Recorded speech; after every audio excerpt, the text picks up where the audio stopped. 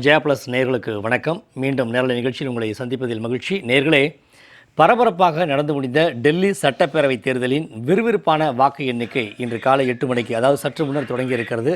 முதலில் தபால் வாக்குகள் எண்ணப்படுகிறது. என்னவென்றால், ஒட்டுமொத்த இந்தியாவையும் ஆளுகின்றது டெல்லி என்றாலும் டெல்லியை ஆளப்போவது யார் என்பது இன்று மதியத்திற்குள் தெரிவதற்கான வாய்ப்பு இருக்கிறது. என்னென்னா, இந்த டெல்லியை பொறுத்த வரைக்கும் இப்போ நம்ம பார்க்குற விஷயம், இந்த தேர்தலில் முக்கோணமான ஒரு போட்டியாகத்தான் பார்க்க முடிகிறது. ஆம் ஆத்மி தொடர்ந்து அரியணையில் ஏறுவதற்கான அந்த பிரச்சார யுக்தி, போராட்டங்கள் எல்லாம் ஒரு பக்கம். தொடர்ந்து 27 ஆண்டுகளுக்கு பிறகு மத்தியிலே ஆட்சி செஞ்சாலும் டெல்லியை கைப்பற்ற முடியவில்லை என்கிற ஆதங்கத்தில் பாஜக, 27 ஆண்டுகளுக்கு பிறகு எப்படியாவது டெல்லியை கைப்பற்றிவிட வேண்டும் என்ற முனைப்பிலே பாஜக, அதைத் தொடர்ந்து பல ஆண்டு காலம் ஆட்சி செய்திருந்தாலும் மறுபடியும் அதை நெருங்க முடியவில்லை என்கிற இயக்கத்தில் காங்கிரஸ், இப்படி மும்முனை போட்டி தான் டெல்லியில் இருக்கிறது. டெல்லியை பொறுத்த வரைக்கும் ஆட்சி மாற்றங்கள் அப்படின்னு நம்ம எதிர்பார்த்தா கூட டெல்லிக்கான நிரந்தர தீர்வுகள் எல்லாம், குறிப்பாக ஒவ்வொரு ஆண்டுமே வரக்கூடிய அந்த சுகாதார சீர்கேடு, அந்த சுற்றுப்புறச்சூழல் பாதிக்கப்படுவது, இதற்கெல்லாம் முற்றுப்புள்ளி வைத்தார்களா என்றால் இல்லை என்கிற பதில் தான் பல நேரங்களில் வருகிறது. காரணம், அந்த பருவ காலங்களில் வரக்கூடிய புகைகள் எல்லாம் பெரும் அங்கே வசிக்க முடியாத ஒரு சூழல் எல்லாம் தலைநகரில் ஏற்பட்டிருப்பதை நாம் ஒவ்வொரு நாளும் செய்திகளாக பார்த்து கொண்டிருக்கிறோம். இதையெல்லாம் மக்கள் எப்படி உணர்ந்து யாருக்கு வாக்களித்து அரியணையில் அடுத்து யாரை ஏற்றப் போகிறார்கள் என்கிற கேள்விக்கெல்லாம் விடை இன்று ஒரு 12 மணி அளவிலே கிட்டத்தட்ட தெரிவதற்கான வாய்ப்பு இருக்கிறது. இன்றைய தேர்தல் முடிவுகள் குறித்து கருத்துக்களை பகிர்வதற்காக நம்மோடு அரங்கத்தில் இணைந்திருக்கிறார் தமிழக பொது உடைமை இயக்கத்தின் அமைப்பிலிருந்து திரு நெய்வேலி பாலு அவர்கள். வணக்கம் சார். அரசியல் விமர்சகர் திரு நவநீத் அவர்கள். வணக்கம் சார். ஆம் ஆத்மி கட்சியிலிருந்து திரு கந்தசாமி அவர்கள். வணக்கம் சார். அதை தவிர அடுத்து இணையத்தின் வழியாக காங்கிரஸ் செய்தி தொடர்பாளர் திரு சந்திரசேகரன் இணைப்பில் இருக்கிறார். வணக்கம் சார். வணக்கம். திரு நெய்வேலி பால் அவர்கள்ட்டேருந்து தொடங்கலான் இருக்கேன். என்ன அப்படின்னா, தேர்தல் என்பது ஜனநாயகத்தின் அடிப்படை உரிமை. தேர்தலுக்கு முன்னும் சரி, தேர்தல் முடிந்த அடுத்த நாளும் சரி, கருத்து கணிப்பு வெளியிடுவது என்பது அது ஒரு மரபாகவே தற்பொழுது மாறிவிட்டது. தற்போதைய சூழலில் கருத்து கணிப்பு என்பதெல்லாம் உண்மையா பொய்யா என்பதெல்லாம் ஒரு 12 மணிக்கு மேல் இன்று தெரிய இருக்கிறது. ஆனால் பெரும்பாலான நிறுவனங்கள் கொடுத்த கருத்து கணிப்பின் அடிப்படையில் 27 ஆண்டுகளுக்கு பிறகு பாஜக அங்கே டெல்லியை கைப்பற்ற போகிறது என்கிற ஒரு கருத்து நிலவுகிறது. உங்களுடைய பார்வை? நானும் அந்த கருத்து கணிப்பு எக்ஸிட் போல் நான் பார்த்தேன். பெரும்பான்மையான தொலைக்காட்சிகள் அல்லது ஊடகங்கள் எல்லாமே, மின் ஊடகங்கள் எல்லாமே பாஜக ஜெயிக்கும் அப்படின்னு சொல்கிறாங்க. எனக்கு என்ன ஒரு கேள்வின்னு சொன்னால், ஏற்கனவே செய்தி, குறிப்பாக கருத்துரிமை என்பது பாஜக ஆட்சியிலே மிக கடுமையாக பாதிக்கப்பட்டிருக்கிறது. பல்வேறு இதழாளர்கள், ஜேர்னலிஸ்டுகள் சிறைக்கு சென்றிருக்கின்றார்கள். அவர்களுடைய உரிமைகள் பறிக்கப்பட்டிருக்கிறது என்பதை நம்ம பார்க்குறோம். இப்போ 2 நாளைக்கு முன்னால் கூட ஒரு ஜேர்னலிஸ்ட் 2 வருஷத்துக்கு அப்புறம் அவர் ரிலீஸ் பண்ணியிருக்காங்க அந்த மாதிரி. அப்போது பல இடங்களில் இன்றைக்கு பாஜகவுடைய ஆட்சியில் கருத்துரிமை என்பது பெரும்பாலும் கட்டுப்படுத்தப்படுகிறது அப்படிங்கிறத நம்ம பார்க்குறோம். அப்படி பார்க்கும்போது அந்த பின்னணியில் இப்போ வந்திருக்கக்கூடிய இந்த எக்ஸிட் போல் அந்த ரிசல்ட் எல்லாம், அதெல்லாம் நடைமுறையில் அது ஒரு செயற்கையான ஒரு இதை உருவாக்குவது தான் அப்படிங்கிறத பார்க்குறோம். ஆனால் அதில் இன்னொன்று என்ன பார்க்கணுன்னா, போலுக்கு பிறகு, அதாவது தேர்தல் முடிந்த பிறகு அப்படிப்பட்ட போடுறதுனால என்ன பிஜேபிக்கோ அல்லது எந்த கட்சிக்கோ அதில் என்ன வந்துட போகுதுன்னு சொன்னால் ஒன்றும் வராது. அது வேறு விஷயம். இன்னொரு விஷயம் என்னன்னு சொன்னீங்கன்னா, பாஜகவுக்கும் டெல்லியினுடைய நிர்வாகத்திற்கும் என்ன சம்பந்தம், அந்த மக்களுக்கும் அவர்களுக்கும் என்ன சம்பந்தம்? அவர்கள் 26 ஆண்டுகளுக்கு முன்னால் ஆட்சி புரிஞ்சாங்க. அதற்கு பிறகு குறிப்பாக இப்போ ஆம் ஆத்மி வந்த பிறகு அவர்கள் செய்திருப்பதெல்லாம் என்ன என்று சொன்னால், லெப்டினன்ட் கவர்னர் என்ற ஒரு போஸ்ட்டை வைத்துக்கொண்டு, இன்க்ளூடிங் போலீஸ் உட்பட கவர்னருடைய கையில் வைத்துக்கொண்டு, இன்றைக்கு ஆம் ஆத்மி என்கின்ற ஒரு கட்சியை முடக்குவதற்கும் அவர்கள் மீது பொய் வழக்குகளை போடுவதற்கும் தான் அதை பயன்படுத்தி கொண்டிருக்கிறார்கள். 6 அமைச்சர்கள் சிறையில் இருந்திருக்கிறார்கள். 16க்கும் மேற்பட்ட எம்எல்ஏக்கள் சிறையில் தள்ளப்பட்டிருக்கின்றார்கள், முதலமைச்சர் உட்பட. ஆக இப்படிப்பட்ட ஒரு அராஜகத்தை நடத்திவிட்டு டெல்லி மக்களிடம் அவர்கள் என்ன எதிர்பார்க்கிறார்கள்? ஆனால் அதற்கு நேர் எதிராக ஆம் ஆத்மியை பார்த்தோம் என்று சொன்னால், முதலிலே அவர் அந்த லஞ்ச ஒழிப்புக்கு எதிராக அந்த போராட்டத்தில் ஈடுபட்டு உடனே கட்சியை ஆரம்பித்தார். அவருக்கு என்ன கட்சிக்கு என்ன கொள்கை என்னென்னலாம் நமக்கு தெரியாது. ஆனால் அப்படி வந்த உடனே என்னாச்சுன்னா, அவர் ஜெயித்தார். டெல்லியில் ஜெயித்தார். தலைநகர் தான் என்ன சாதாரண விஷயமா? அங்கே இருக்கக்கூடிய மக்கள் எல்லாம் ஒரு அறிவார்ந்த மக்கள். நாடு முழுவதும் நடக்கக்கூடிய அரசியலுடைய மையமாக இருக்கக்கூடிய தலைநகரில் இருக்கக்கூடிய மக்கள். ஆனால் அங்கே இருக்கக்கூடியவர்கள் ஆம் ஆத்மியை தான் தேர்ந்தெடுத்தார்கள். 15 ஆண்டுகள் இருந்த ஷீலா தீட்சித் என்ற காங்கிரஸுடைய ஆட்சி அகற்றப்பட்டவர் வருகிறார். அதற்கு பிறகு பார்த்தீங்கன்னு சொன்னால் 6 மாதத்தில் அவருடைய ஆட்சி கலைக்கப்படுகிறது. மீண்டும் ஆம் ஆத்மியில் போட்டியிட்டு அவர்கள் ஜெயிக்கிறார்கள். இப்பொழுது 3வது முறையாக ஜெயித்திருக்கிறார்கள். அது மட்டுமல்ல, பக்கத்தில் இருக்கக்கூடிய பஞ்சாப் மாநிலத்திலையும் அவர்கள் கைப்பற்றியிருக்கிறார்கள். ஆக ஆம் ஆத்மியினுடைய வளர்ச்சி என்பது அளவுக்கு மீறி இல்லை, யாருமே எதிர்பாராத வளர்ச்சியாக இருக்கிறது. அப்படிப்பட்ட ஒரு வளர்ச்சி இருக்கக்கூடிய ஒரு ஆம் ஆத்மியை எங்கிருந்தோ வந்து இதுவரையிலும் அந்த ஆம் ஆத்மியை முடக்குவதே வேலையாகவும் அவர்கள் மீது வழக்குகளை போட்டு அவர்களை சிறையில் தள்ளுவதே வேலையாகவும் இருக்கக்கூடிய ஒரு பாஜக அரசு மக்கள் மத்தியிலே செல்வாக்கு பெறும், அது ஆட்சி அமைக்கும் என்று சொன்னால் எப்படி நம்புவது? நீங்கள் குறிப்பிட்டது போல டெல்லி மக்கள் அறிவார்ந்த மக்கள், படித்தவர்கள் அதிகம் இருக்கக்கூடிய பகுதி அப்படிங்கிற ஒரு கருத்து எடுத்துட்டா கூட தொடர்ந்து 2 தேசிய கட்சிகளுமே அங்கே புறக்கணிக்கப்பட்டிருக்கு. அப்படின்னா 2 தேசிய கட்சியின் மீதுமே அங்குள்ள மக்களுக்கு நம்பிக்கை இல்லைன்னு பார்க்கலாமா? இப்போ ஆம் ஆத்மி வளர்ந்தது அப்படிங்கிறத விட அங்கே ஒரு வெற்றிடத்தை கொடுத்ததே 2 தேசிய கட்சிகளும் தான் அப்படிங்கிற பார்வையில் கொண்டு போகலாமா? இதை எப்படி அதை அப்படி சொல்ல முடியும்? அதாவது நான் ஒன்று தான் கேட்குறேன். எந்த கட்சியாக இருந்தாலும் முதல்ல அடிப்படையான விஷயம், முதல்ல உள்ள நுழையிற கட்சிக்கு தான் ஒன்றும் தெரியாது. இப்போ ஆம் ஆத்மி உள்ள நுழையும் போது ஆம் ஆத்மி கட்சிக்கு என்ன, அதற்கு ஏதாவது கொள்கை இருக்கிறதா, அரசியல் ரீதியாக, பொருளாதார ரீதியாக, சமூக ரீதியாக அவருடைய கொள்கை என்னங்கிறது யாருக்குமே தெரியாது. அன்றைக்கு இருந்த அந்த அதாவது அன்றைக்கு குறிப்பாக அன்றைக்கு லஞ்சத்துக்கு எதிராக நடத்திய அந்த போராட்டத்தில் வந்தவர் அவர் கட்சி ஆரம்பித்தார். அப்படி தான் வந்தார். ஆனால் இந்த லஞ்சத்துக்கு எதிராக என்ற ஒரு வார்த்தை மட்டுமே தான் டெல்லி மக்களை அதுவரையும் அடையாளமே தெரியாத இருந்த ஆம் ஆத்மியை கட்சி கொண்டு வந்தது. அதுதான் உண்மை. அப்படி பார்க்கும்போது நீங்கள் மீண்டும் இந்த 15 ஆண்டுகளில் காங்கிரஸ் என்ன பண்ணுச்சு? உள்ளே வரல. அதே மாதிரி பிஜேபியை பொறுத்தளவில் 26 ஆண்டுகளாக அவர்கள் எந்த சென்னையினுடைய டெல்லியினுடைய தலைநகருடைய பிரச்சனைகளை அவர்கள் தலையிடவில்லை. என்ன செஞ்சுருக்காங்க? அவங்க நெய்வேலி அதாவது டெல்லி மக்களுக்கு அவர்கள் ஏதாவது செஞ்சாங்களா அப்படின்னு கேட்டால் எப்படி வரலாறே இல்லை. தொடர்ந்து 3வது முறையாக இந்தியாவுக்கே பாஜக தான் ஆட்சி செய்து அது தலைநகரத்தில் ஒன்றுமே செய்யலை அப்படிங்கிறதெல்லாம் எப்படி? இல்லை பல முறை நம்ம பார்த்துருக்கோம். பாராளுமன்ற தேர்தல் என்பது வேற, சட்டமன்ற தேர்தல் என்பது வேற. சட்டமன்ற தேர்தல் ஜெயித்ததுனாலேயே பாராளுமன்ற தேர்தல் அங்கே ஜெயிச்சிருவாங்க அதே கட்சின்னு நம்ம சொல்ல முடியாது. அது நம்முடைய வரலாறு, தேர்தல் வரலாறு நமக்கு அதுதான் நமக்கு பல இடங்களில் சொல்லியிருக்கு. அதனால் என்னென்னா பாஜக 3வது முறை ஆட்சிக்கு வந்து விட்டது என்ற காரணத்தினாலேயே மக்களெல்லாம் அதுக்கு ஓட்டு போட்டு விடுவாங்க அப்படின்னா நம்ம நம்ப முடியாது. ஏன்னு கேட்டால் மக்கள் மத்தியில் உங்களுக்கு இருக்கக்கூடிய செல்வாக்கு, குறிப்பாக டெல்லி என்பது அது ஒரு நகரம், அவ்வளோதான். அது வந்து யூனியன் டெரிட்டரிங்கிறது வந்து தலைநகராக இருந்ததுனால உருவாக்கப்பட்டது. நம்முடைய அரசியல் சட்டப்படி ஒரு 6 யூனியன் டெரிட்டரியில் அது ஒன்று.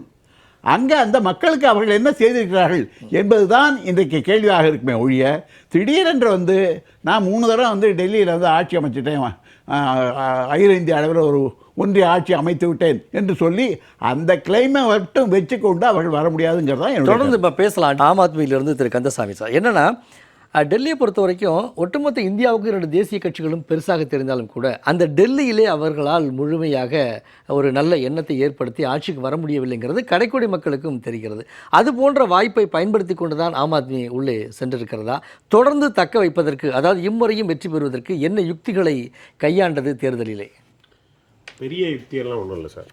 முதல் முறை நாங்கள் 28 சீட்டு ஜெயிக்கும்போது அந்த மக்களுக்கு என்ன தேவைப்பட்டது அப்படின்னா அடிப்படை வசதிகள். அப்போ பார்த்தீங்கன்னா தண்ணிக்கு பில்லு ஒரு 3500 ரூபா 4000 ரூபா வரும், தண்ணி இருக்குது, கரண்ட்டுக்கு வரும். அப்போ நாங்கள் முதலாக ஆன்டி கரப்ஷன்லேருந்து கட்சியாக மாதிரி அப்போ ஒரு வாக்குறுதி கொடுக்குறோம். நாங்கள் வந்து வந்தால் தண்ணியும் மின்சாரமும் ஃப்ரீயாக தருவோம், இது வந்து முடியும் அப்படின்னு. ஏன்னா இங்கே வந்து ஒரு நல்ல இன்டலெக்சுவல் டீம் இருக்காங்க, அவங்க அதில் ஆராய்ந்து பண்ணி அதை முடியுங்கிறத சொன்னாங்க. அப்போது எதிர்கட்சிகள் எல்லாம் எள்ளி நகையாடினாங்க, அதை எப்படி கொடுக்க முடியும் அப்படின்னு. ஏன்னா அவங்க கார்ப்பரேட் கூடவே பழகி கார்ப்பரேட் என்ன சொன்னாலும் அதை சரி என்று கேட்டுக்கொண்டு 2 கட்சியுமே, ஆமாம் 2 கட்சியுமே சரின்னு கேட்டுக்கிட்டு அவங்க எப்போல்லாம் ரேட் ஏற்ற சொல்லுவாங்களோ அப்போல்லாம் ரேட் ஏற்றிக்கிட்டு இருந்தாங்க. பட் நம்ம ஆட்சிக்கு வந்த உடனே ஃபஸ்ட்டு 6 மாதத்தில் அவர் என்னெல்லாம் சொன்னாரோ எல்லாத்தையும் இம்ப்ளிமெண்ட் பண்ணிட்டாங்க. அந்த மக்கள் ரொம்ப சந்தோஷப்பட்டாங்க. இவர் தான் சரியானவர். ஐஆர்எஸ் படிச்சிருக்காரு, ஐஆர்எஸில் ஒர்க் பண்ணியிருக்காரு, ஐஐடியில் படிச்சிருக்காரு, நல்ல இன்டலெக்சுவல் டீம் இருக்காங்க, எதெல்லாம் முடியாதுங்கிறத தெளிவாக முடிவெடுக்கிறாங்க அப்படிங்கிறத மக்கள் உணர்ந்துக்கிட்டாங்க. அடுத்த எலெக்ஷன்லேயும் வரும்போது இதே போல் அடிப்படை வசதிகள் அவளுக்கு என்னென்ன வேணுமோ இதெல்லாம் செய்ய முடியும். அதாவது நார்மல் ரெவடி அப்படின்னு கிண்டல் பண்ணுற மாதிரி கிடையாது. மக்களுக்கு என்ன தேவையோ ஸ்கூலு, ஹாஸ்பிட்டல், பிஜிலி, பானி அப்படிங்கிறது அங்கே அடிப்படையாக தேவைப்படுது. இதை கடன் வாங்காமல் இருக்கிற பட்ஜெட்டில் செய்யணும். உபரி பட்ஜெட்டும் வச்சுருக்கிறாங்க. எல்லா மாநிலம் போல் அங்கே ஜிடிபி கம்மியும் கிடையாது. நல்ல இவர் ஐஆர்எஸ்ல இருந்ததுனாலேயே ஃபஸ்ட்டு எலெக்ஷன் வின் பண்ணி வந்த உடனே எப்படி வந்து அந்த பட்ஜெட்டுக்கு உண்டான ஃபண்டை க்ரோத் பண்ணுறது, எப்படி டேக்ஸில் கலெக்ஷனை வந்து இம்ப்ரூவ் பண்ணுறது எல்லாமே இம்ப்ளிமெண்ட் பண்ணதுனால அஃப்கோர்ஸ் ஒரு இதில் பார்த்தீங்கன்னா நார்மலாக எஸ்ஜிஎஸ்டி சிஜிஎஸ்டி அப்படின்னு இங்கே இருக்கிறதுல ஸ்டேட்டுக்கு உண்டானது தான் நமக்கு, சென்ட்ரலுக்கு உண்டானதில் அவங்க எடுத்துகிட்டு ஒரு 40% ஆச்சு மினிமம் எல்லா ஸ்டேட்டுக்கும் கொடுத்துக்கிட்டு இருப்பாங்க. பட் டெல்லியில் அது கூட கொடுக்கல, 0. ஆனால் ஸ்டேட்டுக்கு உண்டான வருமானத்தையும் வச்சு மக்களுக்கு தேவையான எல்லா வசதிகளையும் செய்து கொடுத்து, அதுவும் கடன் வாங்காமல் ஒரு திறமையான நிர்வாகத்தை கொடுத்தாங்கன்னா மக்கள் நம்பி அடுத்தடுத்து தொடர்ந்து 90% மேலே வெற்றிகளை ஆம் ஆத்மி கொடுத்துக்கிட்டே இருக்காங்க. இந்த முறையும் கொடுப்பாங்க. வெற்றியை கொடுத்த மக்களுக்கு நீங்கள் சொன்ன விஷயத்தெல்லாம் முழுமையாக எல்லாமே பண்ணியிருக்கோம். எல்லாமே, அதாவது அதில் சில விஷயங்கள் வந்து சென்ட்ரல் கவர்மெண்ட்டு, எல்ஜி இதெல்லாம் முட்டுக்கட்டையெல்லாம் இருக்குது. ஆனால் மக்கள் என்ன நம்புகிறாங்கன்னா ஒவ்வொரு தடவையும் ஒரு நல்ல திட்டத்தை இம்ப்ளிமெண்ட் பண்ணும்போது இந்த மத்திய அரசும் சென்ட்ரல் கவர்மெண்ட்டும் ப்ளஸ் அந்த எல்ஜியும் எப்போல்லாம் முட்டுக்கட்ட போகிறாங்களோ அப்போ அரவிந்த் கெஜ்ரிவாலின் போராட்ட குணம் அதை வாங்கி கொடுத்துருக்கு. அவர்களை எதிர்த்து என்ன போராட முடியுமோ, அவர் ஒரு முதலமைச்சர் அப்படிங்கிறத விட்டுட்டு இந்த டெல்லி மக்களுடைய முதல் பணியாளுங்கிற மாதிரி ஒவ்வொரு தடவையும் அவர்களுக்கு கூட போய் போராடி வாங்கி கொடுத்துருக்காரு. ஆம் ஆத்மியோட கலப்பணி குறித்து பேசுவோம். சற்று முன் கிடைத்திருக்கிற தகவல் அடிப்படையில் முதல்வர் வேட்பாளர் வந்து பின்னடைவை சந்தித்திருப்பதாக தகவல் இன்னும் முழுமையாக தெரியல. இந்த சில சுற்றுகளின் அடிப்படையிலே முதல்வர் அதிர்ச்சி அவர்கள் பின்னடைவை சந்தித்திருப்பதாக தகவல் வெளியாகி இருக்கிறது. தொடர்ந்து பேசுவோம். ஸோ இதுதான் அந்த ஆம் ஆத்மி மேலே மக்களுக்கு உண்டான நம்பிக்கை. பொதுவாக இந்த தடவையும் எங்களுடைய கணிப்புப்படி 55 இடங்களுக்கு மேலே நாங்கள் ஜெயிப்போம். ஆமாம், முதல்ல 68, அப்புறம் 62, இப்போ 52 கிடைக்கலாம், 55க்கு மேலே ஜெயிப்போம். இதில் என்ன ஒரு இது நீங்கள் பார்க்கணுன்னா, நாங்கள் யாரை எதிர்த்து போட்டி போடுறோம் அப்படிங்கிறது, இந்தியாவை ஆளுகின்ற இந்தியாவுடைய பிரதமர். கடந்த காலத்தில் அப்படி தான் போட்டிங்க இல்லை, ஃபஸ்ட்டு 15 வருஷம் ஃபஸ்ட்டு தடவை நாங்கள் ஆட்சிக்கு வரும்போது இது என்ன நீங்கள் மட்டும் வித்தியாசமாக பிரச்சனை சொல்கிறீங்க, இதுக்கு முன்னாடி 15 வருஷம் காங்கிரஸ் ஆட்சியில் தானே இருந்ததுன்னு சொன்னாங்க. காங்கிரஸ் ஆட்சியில் இருக்கும்போது சென்ட்ரல் கவர்மெண்ட் காங்கிரஸ், அப்போ அவங்களுக்குள்ள எந்த பிரச்சனையும் கிடையாது. அப்புறம் ஃபஸ்ட்டு தடவை வரும்போது இந்த அதிகாரத்தில் எவ்வளோ பங்கு இந்த மாநிலத்துக்கு இருந்ததோ அதை வச்சு ஆட்சி செய்யும்போது எதெல்லாம் இவர் வந்து ரொம்ப பயன்படுத்துகிறாரு, இதில் நமக்கு இடைஞ்சலாக இருக்குங்கிறத கொஞ்சம் மாற்றினாங்க. ஒரு செய்தியை பதிவு பண்ணிக்கோ. தபால் வாக்குகள் தான் எண்ணப்பட்டு கொண்டிருக்கிறது. தபால் வாக்குகள் எண்ணப்பட்டு கொண்டிருக்கக்கூடிய இந்த சூழலில் முதல்வர் வேட்பாளர் அதிர்ச்சியும் பின்னடைவாக சொல்லப்படுகிறது. அது ஆம் ஆத்மியினுடைய முதன்மை ஒருங்கிணைப்பாளர் அவரும் பின்னடைவை சந்தித்திருப்பார். அரவிந்த் கெஜ்ரிவால் அவர்களும் பின்னடைவை சந்தித்திருப்பதாக தற்போது நிலவரம் சொல்கிறது. அடுத்தடுத்த நிலவரம் என்பதை நம்ம தொடர்ந்து பார்க்கலாம். சொல்லுங்கள். அதனால் வந்து இப்போது அவங்களுடைய இந்தியாவே ஆளுகிறோம் அந்த பிம்பம், டெல்லி போலீஸு, எலெக்ஷன் கமிஷன், எலெக்ஷனில் எவ்வளோ தில்லுக்குள்ளு நடந்ததுங்கிறத நாங்கள் எடுத்து எல்லாமே ஆன்லைனில் போட்டுக்கிட்டு தான் இருந்தோம். அதெல்லாம் தாண்டி தான் இந்த போட்டியே நடந்துக்கிட்டு இருக்கு. ஏதோ ஒரு 2 கட்சிக்கு இடையில உள்ள போட்டி, இல்லை 3 கட்சிக்கு இடையில உள்ள போட்டிங்கிறது மாதிரி இல்லாமல் ஒரு சைடு ஆம் ஆத்மி, இன்னொரு சைடு வந்து எல்லா பவரும் சேர்ந்து, எல்லாம் மணி பவர், அப்புறம் அந்த அதிகார பலம், ஈசி, போலீஸு, இந்த கூட்டணியை தாண்டி தான் வெற்றி பெறணும். அப்போ அதுக்கு எவ்வளோ முயற்சி பண்ணணும். சமீபத்தில் நடந்த மகாராஷ்டிராவில் பார்த்தீங்கன்னா கிட்டத்தட்ட இந்த பார்லிமெண்ட் தேர்தலில் விட நம்ம சட்டசபை தேர்தல் ஒரு 6 மாத இடைவெளியில் நடந்தது.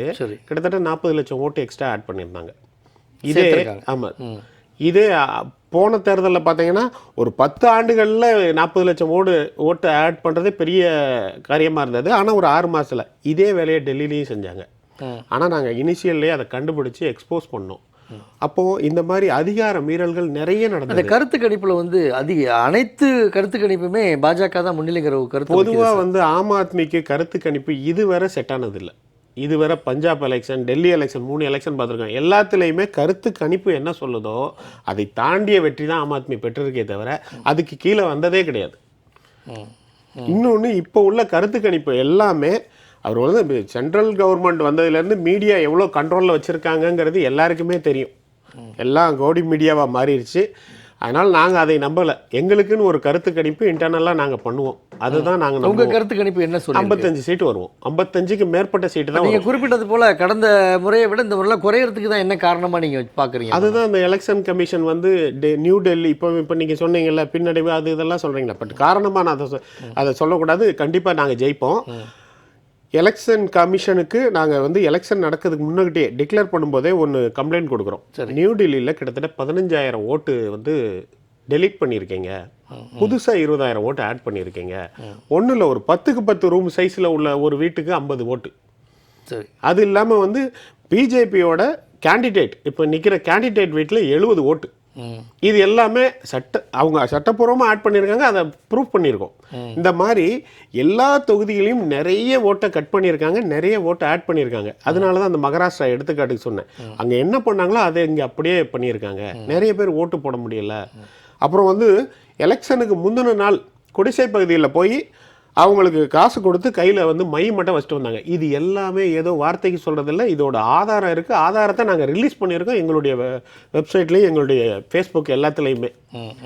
இது மட்டும் இல்லாமல் எவ்வளோ முடியுமோ ஓப்பனாக அந்த பர்வேஸ் வர்மா வந்து 1100 ரூபாய் எல்லாருக்கும் கொடுக்குறாரு.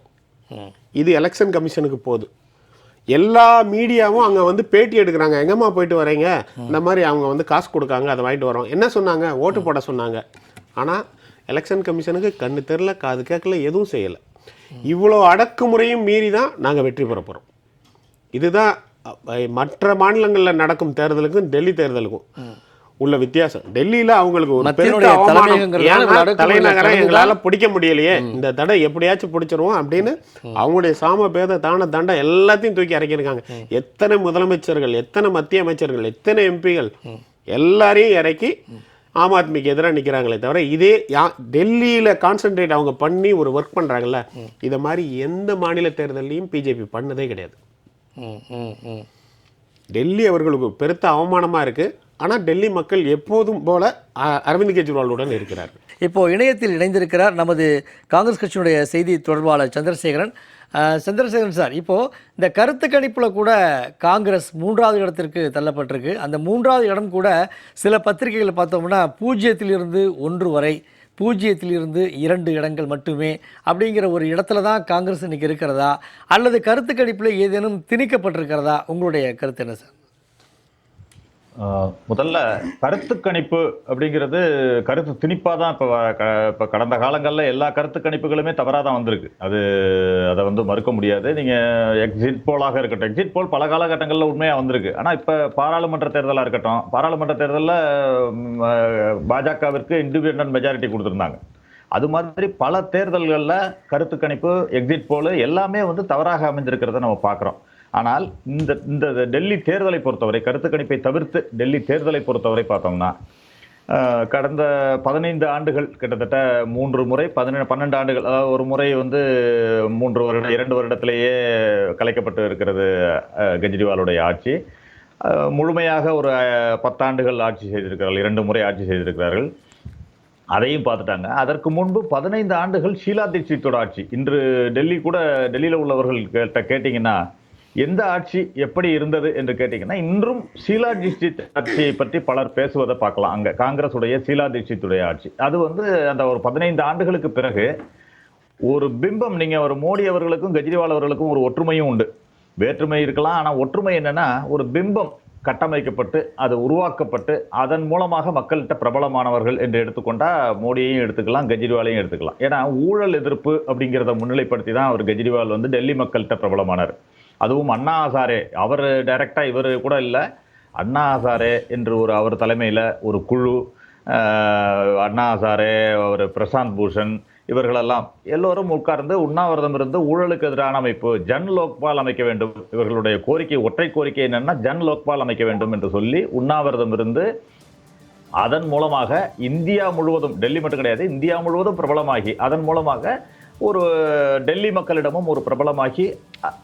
சந்திரசேகர் சார், நம்ம தொடர்ந்து பேசுவோம். உங்களுடைய கருத்தை நான் கேட்கிறேன். ஒரு அண்மை செய்தி வெளியாக இருக்கிறது. புதுடெல்லி நிலவரத்தை நம்ம பார்த்துட்டு இருக்கோம். அரவிந்த் கெஜ்ரிவால் பின்னடைவை சந்தித்திருப்பதாக தகவல். டெல்லி சட்டமன்ற தேர்தல் முடிவுகள் தொடர்ந்து எண்ணப்பட்டு கொண்டிருக்கிறது.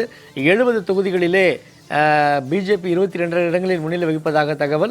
அதே போல தற்போதைய முதலமைச்சர் அதிஷி அவர்களும் பின்னடைவை சந்தித்திருப்பதாக தகவல் வெளியாகி இருக்கிறது. கல்காஜி தொகுதியில் போட்டியிட்ட டெல்லி முதல்வர் அதிஷி அவர்களும் பின்னடைவை சந்தித்திருப்பதாக தகவல். டெல்லியில் உள்ள மொத்தம் 70 தொகுதிகளிலே பிஜேபி, பாரதிய ஜனதா கட்சி 22 இடங்களிலும், அங்கே ஆம் ஆத்மி 12 இடங்களிலும், காங்கிரஸ் 2 தொகுதிகளிலும் முன்னிலை வகிப்பதாக தகவல் வெளியாகி இருப்பதை தற்பொழுது நாம் பார்த்து கொண்டிருக்கிறோம். நேர்களே, ஜங்புரா தொகுதியில் போட்டியிடக்கூடிய டெல்லியின் துணை முதலமைச்சராக மணீஷ் சிசோடியாவும் பின்னடைவை சந்தித்திருப்பதாக தகவல் வெளியாகி இருக்கிறது. டெல்லியினுடைய முக்கிய தொகுதிகளாக பார்க்கப்பட்ட ஜங்புராவும் அங்கே போட்டியிடக்கூடிய மணீஷ் சிசோடியா முன்னாள் துணை முதல்வர் அவர்களும் பின்னடைவை சந்தித்திருப்பதாக, ஆம் ஆத்மியைச் சேர்ந்த மணீஷ் சிசோடியா பின்னடைவை சந்தித்திருப்பதாக தகவல் வெளியாகி இருப்பதை தற்போது நாம் அண்மை செய்திகளாக பார்த்து கொண்டிருக்கிறோம். அரவிந்த் கெஜ்ரிவால், அதிஷி, மணீஷ் சிசோடியா மூவருமே தொடர்ந்து இந்த தபால் வாக்குகளின் எண்ணிக்கையின் அடிப்படையில் பின்னடைவை சந்தித்திருப்பதாக சற்று முன் தகவல் கிடைத்திருக்கிறது. சந்திரசேகர் சார், நீங்கள் தொடரலாம். இது இந்த முன்னிலை நிலவரத்தை சொல்றீங்க, ஆனா இது வந்து அதிகமாக மாறக்கூடியது. ஏன்னா குறைந்த வாக்குகள் தான் வித்தியாசத்துல தான் அங்கே வெற்றி தோல்வி நிர்ணயம் செய்யப்படுங்கிறது தான் உண்மை. என்ன சிறிய தொகுதிகள், அதனால குறைந்த வாக்கு வித்தியாசத்துல முன்னிலைகள் நிலவரங்கள் வெற்றி நிலவரங்கள் மாறலாம். என்னை பொறுத்தவரை அந்த அண்ணா ஹசாரே ஊழலுக்கு எதிரான உண்ணாவிரதம் என்று சொன்ன பொழுது அரவிந்த் கெஜ்ரிவாலிலிருந்து அங்கு இருந்தவர்கள் அத்தனை பேருமே யாரும் அரசியலில் ஈடுபட மாட்டோம் என்று சொல்லி தான் அங்கே உண்ணாவிரதத்திலே இருந்தாங்க.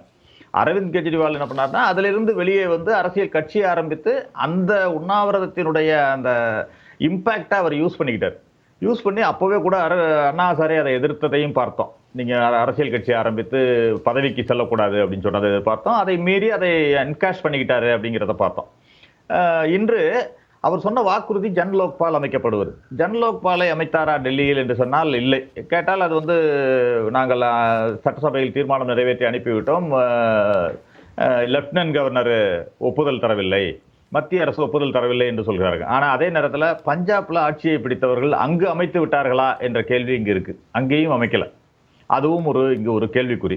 இரண்டாவது, காங்கிரஸ் கட்சி, ஆம் ஆத்மி, இது இரண்டையும் எடுத்துக்கொண்டால் அங்கு வந்து ஷீலா தீட்சித்துடைய ஆட்சியை ரீப்ளேஸ் பண்ணி, அதாவது காங்கிரசின் 15 ஆண்டு கால ஆட்சியை ரீப்ளேஸ் பண்ணி தான் பாஜகவின் மூலமாக கொண்டு வரப்பட்டது. சந்திரசேகர் சார், நம்ம தொடர்ந்து பேசலாம். முன்னிலை நிலவரங்கள் வெளியாக இருக்கிறது. மொத்தமுள்ள 70 தொகுதிகளிலே 39 தொகுதிகளின் நிலவரங்கள் வெளியாக இருப்பதை பார்த்து கொண்டிருக்க முடிகிறது. பாஜக, பாரதிய ஜனதா கட்சி 24 இடங்களிலும், ஆம் ஆத்மி 13 இடங்களிலும், காங்கிரஸ் 2 இடங்களிலும் முன்னிலை வகிப்பதாக தகவல் வெளியாகி இருக்கிறது. மொத்தமுள்ள 70 தொகுதிகளிலே 39 தொகுதிகளில் முன்னிலை நிலவரம் கிடைத்திருக்கிறது. பாரதிய ஜனதா கட்சி தற்போதைய நிலவரங்களை பார்க்கின்ற பொழுது கருத்து கணிப்பின் அடிப்படையிலேயே முன்னிலை நிலவரம் வந்து கொண்டிருக்கிறது. பாஜக 24 இடங்களிலும், ஆம் ஆத்மி 13 இடங்களிலும், காங்கிரஸ் 2 இடங்களிலும் முன்னிலை வகிப்பதாக தகவல் வெளியாகி இருப்பதை தற்போது நாம் அண்மை செய்திகளாகவும் பார்த்து கொண்டிருக்கிறோம்.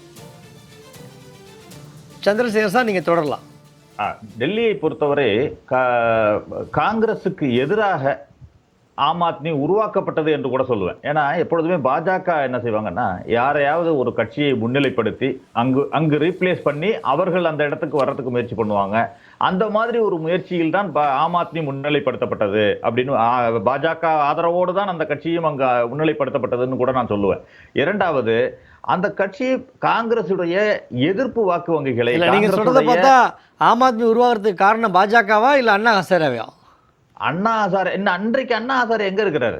நீங்க அண்ணா ஹசாராவே பாஜகவால் உருவாக்கப்பட்டது தானே, உருவாக்கப்பட்ட பிம்பம் தானே. இன்றைக்கு ஊழலே இல்லையா? எந்த ஊழலை பத்தி அவர் பேசியிருக்காரு? கடந்த 10 ஆண்டுகள்ல அவர் வந்து ஒரு Z+ பாதுகாப்போட ஓய்வு எடுத்துக்கிட்டு இருக்காரு. அண்ணா ஹசாரே போய் ஓய்வு எடுத்துக்கிட்டு இருக்காரு. அவர் இன்றைக்கு எந்த ஊழலை பத்தியாவது பேசியிருக்கிறாரா? ரஃபேல் ஊழல், பங்குச்சந்தை ஊழல்னு தொடர்ந்து ஏஜி வெளிப்படுத்திய ஊழல்னு பல ஊழல்கள் வெளிப்படுத்திக் கொண்டிருக்கின்றன. இதுல ஜன்லோக்பால் இப்பொழுது அமைத்து விட்டாங்களா? இதுல டெல்லியில எப்படி அந்த உண்ணாவிரதத்தை முன்னெடுத்தார்? அதாவது காங்கிரஸை வீழ்த்த வேண்டும் என்பதற்காக மட்டுமே அந்த கோஷ்டி, அந்த குழு வந்து உருவாக்கப்பட்டு, அண்ணா ஹசாரே தலைமையில் உருவாக்கப்பட்டு அந்த மன்மோகன் சிங் அவர்களுடைய ஆட்சி வீழ்த்தப்பட்டது. அவர்களுக்கான அசைன்மெண்ட் முடிஞ்சிடுச்சு, அவ்வளவுதான்.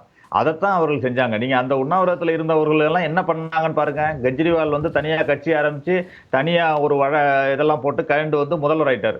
அங்கிருந்த பிரசாந்த் பூஷன் வந்து அவர் வெளியில வந்து அவர் சொல்றாரு, இந்த உண்ணாவிரதம் என்பது RSS பாஜக பின்னணியில் நடந்தது என்பதை நான் தெரிந்து கொண்டேன், அதனால தான் நான் வெளியில வந்தேன் அப்படின்னு அவர் பிரசாந்த் பூஷன் சொல்றார். RSS பாஜக பின்னணியில் அந்த உண்ணாவிரதம் மன்மோகன் சிங் ஆட்சியை வீழ்த்த வேண்டும், காங்கிரஸ் ஆட்சியை வீழ்த்த வேண்டும் என்பதற்காகவே நடத்தப்பட்டதுன்னு அவர் சொல்றார் பிரசாந்த் பூஷன்.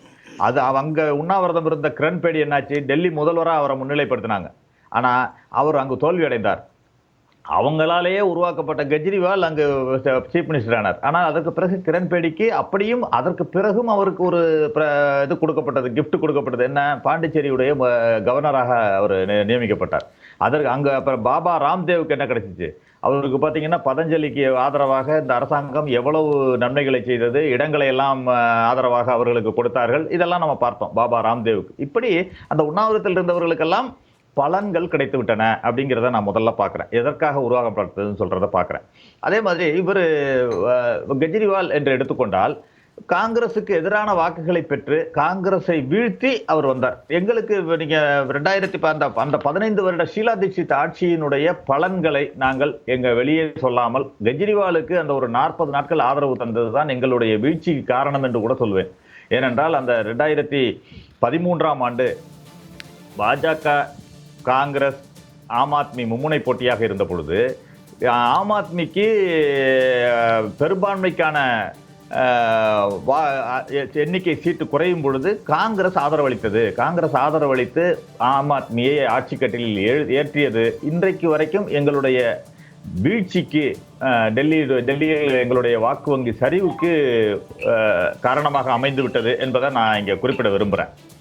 அப்படி இருக்கும் பொழுது நான் குறைந்தபட்சம் இன்றைக்கு இந்த சூழ்நிலையில் இன்றைக்கு டெல்லியை பொறுத்தவரை காங்கிரஸ் கட்சி ஒரு குறிப்பிட்ட வாக்கு சதவீதத்தை பெற்று எனக்கு தெரிந்து குறைந்தபட்சம் ஒரு 10 தொகுதிகளை பெறும் என்ற அளவிற்கு என்னுடைய கணிப்பு இருக்கிறது. நான் அங்கு ஆட்சியை பிடிப்போம் 2 பேரையும். சந்திரசேகர் சார், அதான் நான் கேட்க வர்றேன். என்ன அப்படின்னா, கருத்து கணிப்பில் 0லேருந்து 1, 2 காங்கிரஸை சேர்ந்த நீங்கள் 10 அப்படிங்கிறீங்க. தொடர்ந்து உங்களுக்கு எதிராக சித்தரிக்கப்பட்ட உருவாக்கப்பட்ட ஒரு கட்சியாக தான் பாஜக ஆதரவோட ஆம் ஆத்மியை சொல்கிறீங்க. இந்த இடைப்பட்ட காலத்தில் உங்களுடைய எஃபர்ட் என்ன போட்டு காங்கிரஸை வேறுன்றதுக்கு அல்லது காங்கிரஸை ஆட்சியை பிடிக்கிறதுக்கு என்ன செஞ்சுருக்காங்க? இத்தனை ஆண்டுகளுக்கு பிறகும், ஏன் ராகுலுடைய எழுச்சிக்கு பிறகும் கூட இன்றும் 0லேருந்து 1, 0லேருந்து 2 அப்படின்னா, அப்போ தலைநகரத்தில் காங்கிரஸ் நீங்கள் வேலையே செய்யலையா? இல்ல, அதுதான் நீங்க குறிப்பிட விரும்புறேன். அதாவது கெஜ்ரிவாலுடைய ஆதரவு என்ற நிலைப்பாடே எங்களுடைய வீழ்ச்சிக்கு காரணமாகிவிட்டது, எங்களுடைய வாக்கு சரிவுக்கு காரணமாகிவிட்டதுன்னு தான் நான் சொல்லுவேன். அங்க பொறுத்த வரைக்கும் அதாவது ஆதரவு நிலைப்பாடு, அதாவது பாராளுமன்ற தேர்தலில் கூட எடுத்துக்கிட்டீங்கன்னா டெல்லியில ஆம் ஆத்மியுடன் கூட்டணி அமைத்து போட்டிட்டோம், காங்கிரஸ் கட்சி போட்டியிட்டது. அந்த இடத்துல டெல்லியில மீண்டும் 7 தொகுதிகளிலும் பாஜக தான் வெற்றி பெற்றுச்சு. ஆனா அதே நேரத்தில் பஞ்சாப்ல போட்டி நீங்க ஆம் ஆத்மியும் காங்கிரஸும் எதிரெதிர துருவங்களாக எதிரெதிராக போட்டியிட்டது. அங்கு பாத்தீங்கன்னா 7 தொகுதிகளில் காங்கிரஸ் வெற்றி பெற்றிருக்கிறது. 13 தொகுதிகளில் 7 தொகுதிகளில் காங்கிரஸ், 3 தொகுதிகள் தான் ஆம் ஆத்மி. இத்தனைக்கும் ஆளும் கட்சியாக அங்க இருக்கும் ஆம் ஆத்மி 3 தொகுதிகளில் மட்டுமே வெற்றி பெற முடிந்திருக்கிறது. இப்படி இந்த நிலவரமே உங்களுக்கு தெரிஞ்சிடும். ஆம் ஆத்மிக்கும் காங்கிரசுக்குமான உடன்பாடு என்பது ஒரு பொருந்தா கூட்டணியாக அமைந்திருக்கிறது என்பதை மக்கள் புரிஞ்சுக்கிட்டு இருக்காங்க. அதாவது இந்த ஓட்டு அவங்களுக்கு டிரான்ஸ்ஃபர் ஆகல, அந்த ஓட்டு இவங்களுக்கு டிரான்ஸ்ஃபர் ஆகல. அதைத்தான் பாஜக உபயோகப்படுத்தி கொண்டிருக்கிறது அப்படின்னு நான் சொல்லுவேன். இது நான் என்னுடைய வெளிப்படையான கருத்தை நான் உங்கள்ட்ட தெரிவிக்க விரும்புறேன். அது கூட்டணியாக இருந்தால் கூட இது எந்த அளவிற்கு இருந்திருக்க வேண்டும் பாராளுமன்ற தேர்தலிலும் அப்படிங்கிற கருத்து சொல்ல போனால், பாஜகவிற்கு எதிராக ஒரு கூட்டணி அமைக்க வேண்டும். ஒரு கொள்கை ரீதியான ஒரு இந்திய அளவில் இந்தியா கூட்டணி என்று உருவாகும் பொழுது அதில் பாஜகவிற்கு எதிராக ஒரு உடன்பாடு அளவில் மட்டுமே அது இருந்திருக்க வேண்டும். அதாவது பாராளுமன்றத்திற்குள் உள்ளே, பாராளுமன்றத்துக்கு வெளியே எம்பிக்களாக செயல்படும் பொழுது, வெற்றி பெற்ற பிறகு எம்பிக்களாக செயல்படும் பொழுது பாஜகவிற்கு எதிரான செயல்பாடுகளில் ஈடுபட்டிருக்க வேண்டும். அதை ஒரு தொகுதி உடன்பாடு அளவிற்கு எடுத்து சென்றிருக்க கூடாது என்பதுதான் என்னுடைய கருத்து. அதனால் தான் இந்த தோல்வி எங்களுக்கு ஏற்பட்டிருக்கிறது என்பதை நான் கருத்தில் தொடர்ந்து பேசலாம் சார். தோல்வின்னு முடிவு பண்ணிட வேண்டாம், தபால் வாக்குகள் தான் அடுத்தடுத்த முடிவுகள் வெளியாக இருக்கிறது. நான் தோல்வி என்று சொல்லல, நான் சொல்வது தோல்வி என்பது சரிவுன்னு கூட நான் பின்னடைவு கூட நினைக்க வேண்டாம். மதியம் 12 மணிக்கு மேல முழுவதுமாக தெரிந்த பிறகு நம்ம பேசுவோம். தற்போதைய நிலவரம் 26 இடங்களுக்கு மேல் பாஜக முன்னிலை வகிப்பதாக தகவல். மொத்தமுள்ள 70 தொகுதிகளில் பாஜக 26 இடங்களுக்கு மேல் முன்னிலை வகிப்பதாக அண்மை செய்தி வெளியாக இருக்கிறது. ஆம் ஆத்மி 18 தொகுதிகளில் முன்னிலை வகிப்பதாக, காங்கிரஸ் ஒரு இடத்தில் மட்டுமே முன்னிலை வகிப்பதாக தகவல். மொத்தமுள்ள 70 தொகுதிகளில் பாரதிய ஜனதா கட்சி 29 தொகுதிகளில் முன்னிலை வகிப்பதாக தகவல் வெளியாக இருக்கிறது. ஆம் ஆத்மி 18 தொகுதிகளில் முன்னிலை, காங்கிரஸ் ஒரு இடத்தில் முன்னிலை வகிப்பதாக தகவல் வெளியாக இருப்பதை தற்போது நாம் அண்மை செய்திகளாக பார்த்து கொண்டிருக்கிறோம். முதலில் தபால் வாக்குகள் எண்ணப்பட்டு முடிவுகள் அறிவிக்கப்பட்டிருக்கிற நிலையில் டெல்லியின் விஸ்வாஸ் நகர் சட்டப்பேரவை தொகுதியில் பாஜக வேட்பாளர் ஓம் பிரகாஷ் சர்மா முன்னிலை வகிப்பதாக தகவல் வெளியாக இருக்கிறது. டெல்லியினுடைய விஸ்வாஸ் நகர் சட்டப்பேரவை தொகுதியில் பாஜக வேட்பாளர் ஓம் பிரகாஷ் சர்மா முன்னிலை வகிப்பதாக தகவல். மொத்தமுள்ள 70 தொகுதிகளில் 26 இடங்களுக்கு மேல், கிட்டத்தட்ட 29 இடங்களில் பாஜக முன்னிலையும், ஆம் ஆத்மி 18 இடங்களில் முன்னிலையும், காங்கிரஸ் ஒரு இடத்தில் முன்னிலை வகிப்பதாக தகவல் வெளியாக இருக்கிறது. அரங்கத்தில் இணைந்திருக்கக்கூடிய நவநீத் சார், வணக்கம். இப்போது டெல்லியுடைய நிலவரத்தை பொறுத்தவரையும் கருத்து கணிப்பு என்ன சொன்னாங்களோ அந்த அடிப்படையில் தான் போயிட்டுருக்கு. நம்ம கருத்து கணிப்பு முழுசாக என்ன 12:30 மணிக்கு மேலே தெரிஞ்சிடும். ஒரு மிகப்பெரிய இடைவெளி தான் டெல்லியில் இருந்துதான் ஆம் ஆத்மியோடைய என்ட்ரி அண்டு வளர்ச்சிக்கு, நுழைவுக்கும் வளர்ச்சிக்கும் காரணம். இல்லை நிச்சயமாக. இப்போது நெய்வேலி சார், பாலு சார் தொடக்கத்தில் சொல்லியிருந்தார் ஊடகங்கள்லாம் எப்படி இருக்குன்றதுக்கு. இப்போது தமிழ்நாட்டிலே பார்த்தோம், ஊடகவியலாளருடைய மொபைல் ஃபோனை பறிக்கப்பட்டது, அதுக்கு ஒரு பெரிய ஆர்ப்பாட்டமே நடந்து பார்த்தோம். இதுதான் ஃபாசிசம். அதாவது உண்மையான கள நிலவரம் எப்படின்னு பார்த்தீங்கன்னா தமிழ்நாட்டில் நம்ம எடுத்து பேசணும் எப்படி நடக்குது அப்படின்றதுக்கு. ஒரு சின்ன விஷயத்துக்கு வந்து ஃபோனை வந்து எடுத்து வச்சுருக்காங்க. அந்த மாதிரிலாம் யாரும் ஃபோனில் யாரும் எடுத்து வைக்கல. இன்னும் சொல்ல போனால் வந்து இல்லை நீங்கள் பேசல நீங்கள் பேசணும். இன்னும் சொல்ல போனால் இவங்க சொல்லக்கூடிய ஊடகன்றது ஆங்கில ஊடகம் தான். திமுக அரசு இதை வாங்கிச்சு, மொபைலை வாங்கிச்சு, ஆனால் ஊடகத்தையும் எடுத்துச்சு. அதான் சொல்ல வரேன், அதுக்கும் பதில் சொல்லிடுறேன். அதாவது இவங்க சொல்லக்கூடியதெல்லாம் ஆங்கில ஊடகம் தான். டெல்லியில் இருக்கிறவங்க எல்லாருமே ஆங்கிலம் பேசக்கூடியவங்க, ஆங்கில ஊடகம் பார்த்து ஓட்டு போடுறதுக்கு எனக்கு புரியல. தமிழ்நாட்டில் பார்த்தீங்கன்னா ஊடகம் எப்படி செயல்படுகிறது நமக்கே தெரியும். தமிழ்நாட்டில் வந்து மத்திய அரசு வந்து இவ்வளோ கொடுத்தாலுமே கூட வந்து இங்கே கொடுக்கறது இல்லைன்ற மாதிரி சொல்லக்கூடிய ஊடகங்கள் இருக்கிறது. இல்லை வேறு ஏதோ பிரச்சனையை பேசுவாங்க, தமிழ்நாட்டில் இருக்கிற பிரச்சனையை தவிர ஊடகங்கள் எடுத்து பேசுறது பல ஊடகங்கள். ஜெயா ப்ளஸ் நீங்களாக நான் சொல்கிறேன். அதனால் வந்து எதுக்கு சொல்ல வரேன், இதெல்லாம் வந்து ஒரு எக்ஸ்கியூஸ், இது ஒரு சாக்கு, அவ்வளோதான். எலெக்ஷன் கமிஷன் கிட்ட போனோம், அது கொடுத்தோம் அப்படின்னா இப்போ என்னென்னா தோல்விக்காக வந்து ஏதாவது ஒரு ப்ளேம் பண்ணணும் அப்படின்றதுக்கு. நீங்கள் என்ன பண்ணீங்க அப்படின்றது தான் முக்கியமான கேள்வியாக இருக்குது ஆம் ஆத்மிக்கு. இவ்வளோ சொன்னீங்க, கரெக்டு. போன 2024 தேர்தலில் ஒரு சந்திரசேகர் சார் சொன்னார், நல்லாட்சி கொடுத்துருக்கீங்கன்னா அட்லீஸ்ட் ஒரு மாற்றத்துக்காக அது வந்து திரும்ப ஆம் ஆத்மி கட்சிக்கு வந்து ஒரு 2 எம்பியிலேருந்து 3 MP இல்லை 7 MP கூட கொடுத்துருப்பாங்களே டெல்லி மக்கள். அதுவே உங்களுக்கு ஒரு தொடக்க புள்ளியாக உங்களுக்கு ஒரு ஒரு ஒரு ஒரு ஒரு ஒரு அவேர்னஸ் கொடுத்துருச்சுல்ல உங்களுக்கு. நீங்கள் வந்து கிட்டத்தட்ட 10 வருஷம் ஆட்சியில் இருந்திருக்கீங்க அப்படின்னு சொல்லும்போது உங்களுக்கு வந்து இவ்வளோ அதை வந்து கேம்பெயின் பண்ணி, ஏன்னா இப்போ நீங்கள் சொல்கிறீங்க அத்தனை மிஷினரி பாஜக இருக்குது அப்படின்னா நீங்கள் இந்தியா கூட்டணின்னு அவர் சொல்லார். அதுவே இப்போ சந்திரசேகர் சார் சொல்கிறதுலே பல முரண்கள் இருக்குது. ஏன்னா இவ்வளோ குற்றச்சாட்டை வச்சுட்டு எப்படி கூட்டணி வச்சாங்கன்றது தெரியல. இப்போ கூட்டணிக்கு வெளியில் வந்து வராத இப்படியே வந்து அப்போஸ் பண்ணிட்டு இருக்காங்க. அது ஒரு பக்கம் இருக்கட்டும். பட் என்ன சொல்ல வரேன், இவ்வளோ நீங்கள் நல்லாட்சி கொடுத்துருக்கீங்கன்னா டெஃபினட்டாக அந்த 7 சீட் உங்களுக்கு தான் இருந்திருக்கும். அப்படியே லட்டு மாதிரி உங்கள் கையில் வந்துருக்கும். அது வந்து இப்போ அப்பவும் வந்து தேர்தல் ஆணையம் தான் வந்து குளறுபடி செஞ்சேன். ஏன் இப்போ டெல்லி மக்கள் வந்து எல்லா தேர்தலையுமே மக்கள் சட்டமன்ற தேர்தல் ஒரு அதுதான் சொல்றாங்க, பாராளுமன்ற அந்த பாயிண்ட் தான் வந்தேன். நீங்கள் நல்லாட்சி கொடுத்துருந்தீங்கன்னா டெல்லி மக்களை பொறுத்த வரைக்கும் வந்து அட்லீஸ்ட் போன வாட்டி பாஜக கொடுத்துட்டோம் 7, இந்த வாட்டி வந்து எங்களுக்கு வந்து அந்த எம்பி எல்லாமே வேஸ்ட்டு. ஏன்னா நீங்கள் தான் நிறைய பண்ணுறீங்க, நீங்கள் சொல்லக்கூடிய லெஃப்டினன்ட் கவர்னர் வச்சு ப்ரெஷர் வருது, இது பிறகு ஆர்டினன்ஸ் பில்லு வருது, அதனால் எதுக்கு நமக்கு இந்த எம்பி பிஜேபி எம்பி எதுக்கு இங்கே அப்படின்னு சொல்லிட்டு மக்கள் முடிவு பண்ணியிருக்க மாட்டாங்களா? நீங்கள் நல்லாட்சி கொடுத்துருந்தீங்கன்னா, இல்லை காங்கிரஸ்லேருந்து போட்ட கேண்டிடேட் நல்லா இருந்ததுன்னா வாய்ப்பு கொடுத்துருக்க மாட்டாங்களா மக்கள்? இங்கே சொல்கிறக்கூடிய குற்றச்சாட்டுகளே வைத்து பேசியிருக்கேங்க அப்படின்றேன். அப்புறம் அவர் ஒன்று சொன்னார், இந்த சிஏஜி அறிக்கையை வந்து அதாவது அண்ணா ஹசாரேவுடைய போராட்டமே வந்து அதை வந்து கொச்சைப்படுத்துகிறார் சந்திரசேகர் அவர்கள். நீங்கள் இவ்வளோ போராட்டம் பண்ணால் அதே கெஜ்ரிவாலோட தான் நீங்கள் கூட்டணி வச்சுருக்கீங்க. அப்போ நீங்கள் எதுக்கு நீங்கள் கூட்டணி வச்சுருக்கீங்க? உங்கள் காங்கிரஸுக்கு எதிரான கட்சியாக தான் ஆம் ஆத்மி கட்சி தொடங்கப்பட்டது அப்படின்னு அவர் வெளிப்படையாக அவரோட வெப்சைட்டில் சொல்லியிருக்காரு. அப்படி இருக்கிறச்ச நீங்கள் ஏன் கூட்டணி வச்சீங்க? ஏன்னா பாஜக ஊற்றணும்னா நீங்கள் எல்லாரோடையும் கூட்டணி வச்சுப்பீங்களா? அப்போ அந்த நேரம் எதிர்க்கு இல்லை, அதான் அப்போ நீங்கள் என்ன சொல்கிறீங்க? அதுதான் சொல்ல வந்தேன். இப்போ இந்த தேர்தல் பிரச்சாரத்தில் ராகுல் காந்தி அவர்கள் கடைசி நேரத்தில் தான் வர்றாரு. அது வரைக்கும் ஒரு தேர்தல் பரப்புரையில் வரவே இல்லை, அவர் உடல்நிலை காரணம் அப்படின்னாங்க. கடைசியில் வந்து ஒரு கிரிப்பிங் இதில் வராரு, வந்து யார் மேலே குற்றச்சாட்டை வைக்கிறாரு? அரவிந்த் கெஜ்ரிவால் மேலே குற்றச்சாட்டை வைக்கிறாரு. சீஸ் மகால் என்ன ஆச்சு, நீங்கள் வந்து சுகாதாரத்தை பற்றி நீங்கள் பேசினீங்களே என்ன ஆச்சுன்னு அவர் கேட்குறாரு. இவர் என்ன சொல்கிறாரு, நீங்கள் வந்து நேஷனல் ஹெரால்ட் கேஸ் இருக்கு, அதுக்கு யார் பொறுப்புன்னு அரவிந்த் கெஜ்ரிவால் ராகுல் காந்தியை குற்றச்சாட்டு வைக்கிறார். அப்போ 2 பேரும் மாற்றி வந்து அவங்க மேலே குற்றத்தை வச்சுக்கிறாங்க. அப்போ மக்கள் பார்க்குறாங்க, நீங்கள் நானும் கேட்டவன் நீ கேட்டவன், பாஜக சாதகமாக தான் இருக்கு, நான் கேட்டவன் நீ கேட்டவன். இவங்க 2 பேரும் ஒரே கூட்டணி இருக்கிறவங்க, முரணான கூட்டணி. இதில் வந்து ஒத்துமையாக இருந்து வந்து பாராளுமன்ற தேர்தலில் வைக்கும் போது கடைசி நேரத்தில் அஜய் மேக்கன் கேட்டுங்க எப்படி பேசுகிறாருன்னு கேளுங்க. அஜய் மேக்கன் முன்னாள் இணையமைச்சர் எவ்வளோ குற்றச்சாட்டு வச்சிருக்காரு ஆம் ஆத்மி கட்சியை பற்றி. அவரை நீங்கள் நீக்கினா தான் நாங்கள் இது பண்ணுவேன்னு சொல்லி ஆம் ஆத்மி ப்ரெஷர் போடுறாங்க. ஸோ இதெல்லாம் மக்கள் பார்க்குறாங்க. இல்லை, இந்த குளறுபடிகள் தான் பாஜக முன்னிலை வைக்கிறதுக்கு காரணமா அல்லது பாஜக மேலே ஒரு நம்பிக்கைங்கிறத நம்ம தொடர்ந்து பேசுவோம். நம்ம திரு நவநீத் சார் உங்களுடைய இடைமறிச்சிருந்தேன், சொல்லுங்கள். சந்திரசேகர் சாருக்கு சொல்கிற அஜய் மேக்கன் அவர்கள் ஆம் ஆத்மி கட்சிக்கு வெளிப்படையான சவால் வச்சிருக்காரு. சிஏஜி ரிப்போர்ட்டில் ஹெல்த் ஸ்கேம் வந்து கிட்டத்தட்ட 368 கோடி ரூபாய் நடந்திருக்கு. கட்சிகளுடைய குளறுபடி எல்லாம் இன்னொரு கட்சிக்கு சாதகமாக இருக்குது. ஏன்னா இப்போது அரவிந்த் ஆம் ஆத்மி கட்சி வந்து என்ன 2-3 விஷயம் பாருங்களேன். அவங்க வந்து இந்தியா அகெயின்ஸ்ட் கரப்ஷன்ற ஒரு ஆரம்பித்து போகும்போது இப்போ அவங்களுடைய அமைச்சர்கள் மேலே எல்லாமே குற்றச்சாட்டே வந்து கரப்ஷன் தான், ஊழல் குற்றச்சாட்டுகள் தான். அதில் அவங்களால வெளியில் வர முடியல, ப்ரூவ் பண்ணிட்டு வெளில வரலாம். ஒன்று. ரெண்டாவது விஷயம் வந்து முக்கியமாக சொல்ல போனால் ராஜ்யசபா எம்பி அவங்க ஸ்வாதி மாலிவால் அவங்களுடைய அந்த தாக்குதல், அதுக்கு அவர் கடைசி வரைக்கும் இன்னும் அவர் வாய் திறக்கலைங்க. ஒரு முதல்வருடைய பாதுகாவலர் வந்து மேலே வந்து அக்யூசேஷன் வச்சிருக்காங்க, மக்கள் பார்த்துட்டு இருந்திருக்காங்க. அந்த சுவாதி மாலிவால் தாக்குதல்லாம் கூட இந்த தேர்தல் ஒரு பெண், அதாவது வந்து அந்த கட்சியில் இருக்கக்கூடிய ஒரு பெண் உறுப்பினர் அவங்க வந்து வெளிப்படையாக சொல்கிறாங்க.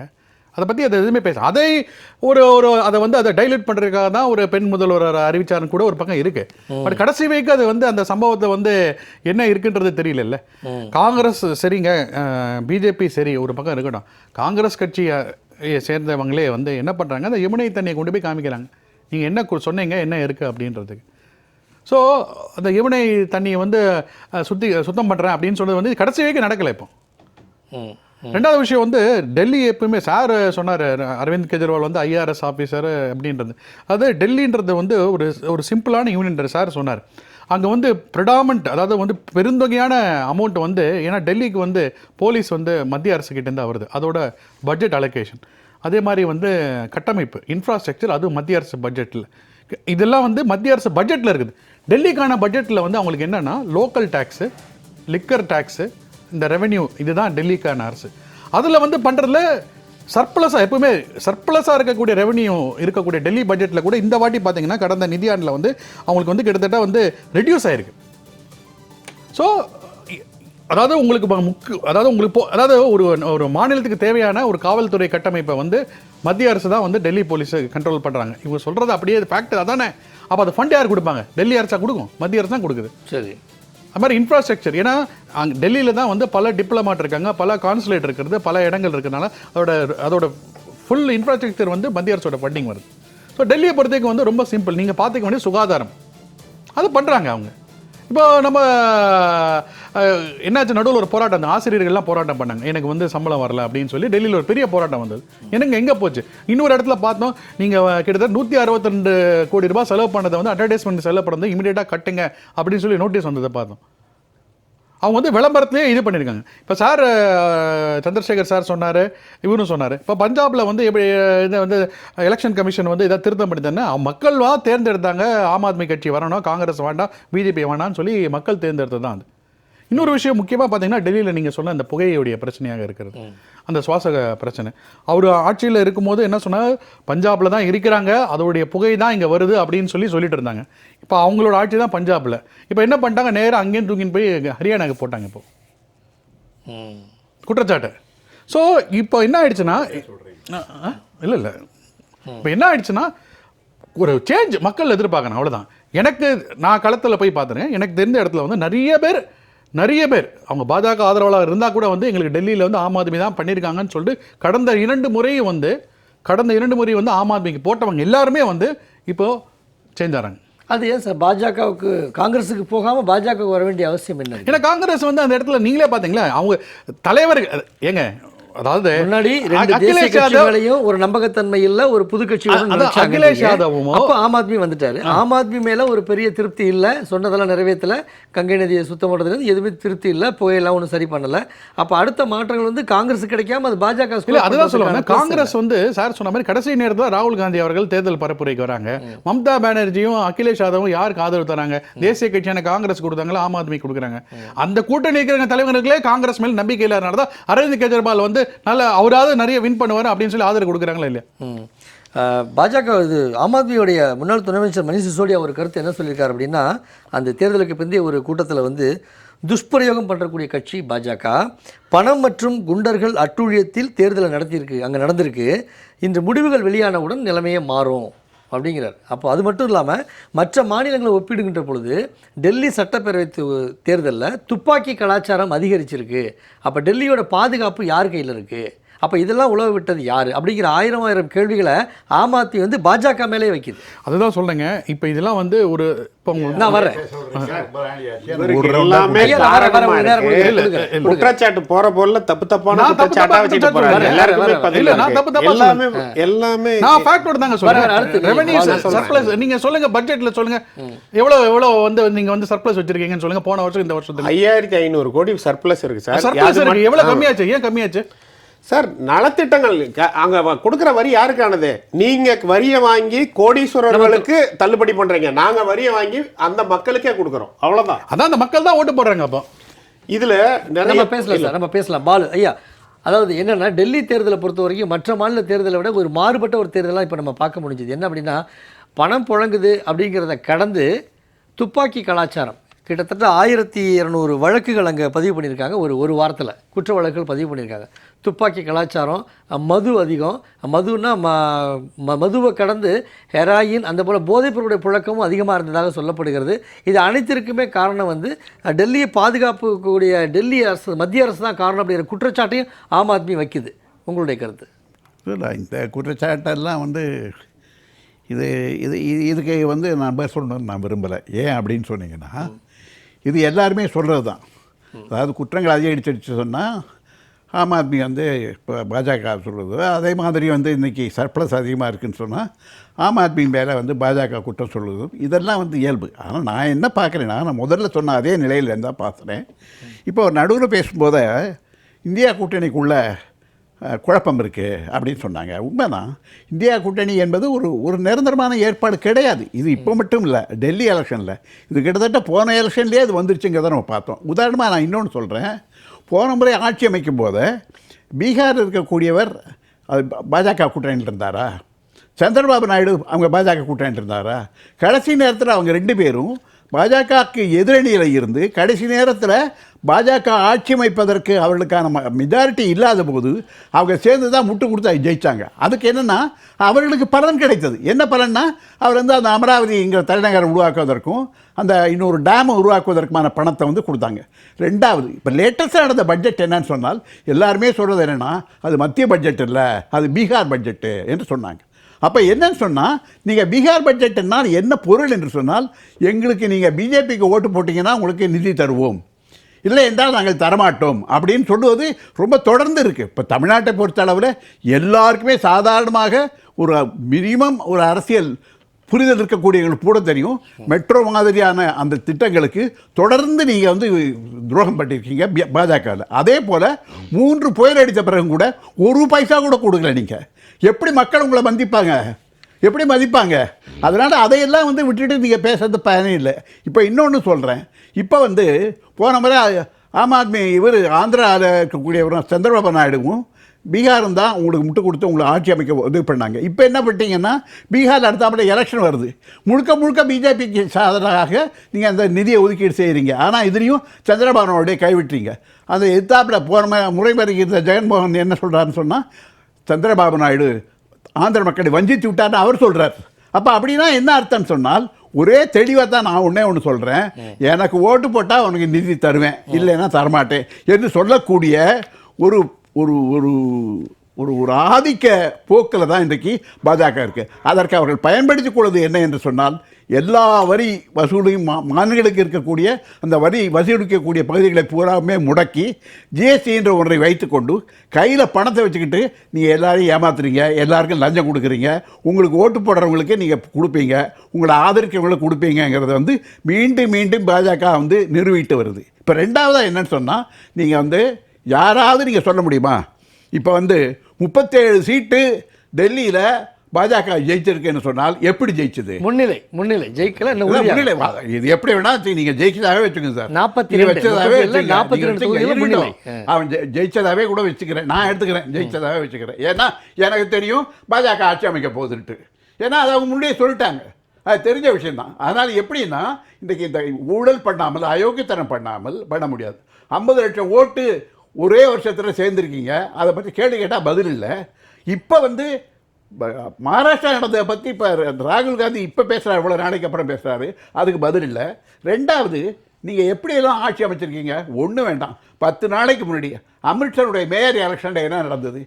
17 பேர் மட்டுமே இருக்கக்கூடிய பாஜக எப்படி 21 வாங்கி அவங்க வந்து மேயர் எலெக்ஷனில் எப்படி ஜெயித்தாங்க?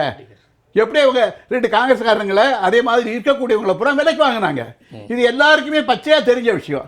ஆக நீங்கள் விலைக்கு வாங்குவது என்பதும் பணத்தை வைத்துக்கொண்டு மத்திய அரசினுடைய ட்ரெஷரி பணத்தை, மக்களுடைய பணத்தை வைத்துக்கொண்டு மிரட்டுவது என்பது சர்வசாதாரணமான விஷயம். அப்புறம் இன்னொன்று சொல்கிறேன், நீங்கள் காலங்காலமாக இன்னும் சொல்ல போனால் 10 ஆண்டுகளுக்கு முன்னால் வரைக்கும் திமுகவையும் அதிமுகவையும் நீங்கள் என்ன சொன்னீங்க, இவங்க இலவசங்களை கொடுத்து தான் இந்த மக்களை வந்து கவர்றாங்க, ஓட்டு வாங்குறாங்கன்னு சொன்னீங்க. இப்போ நீங்கள் என்ன பண்ணுறீங்க?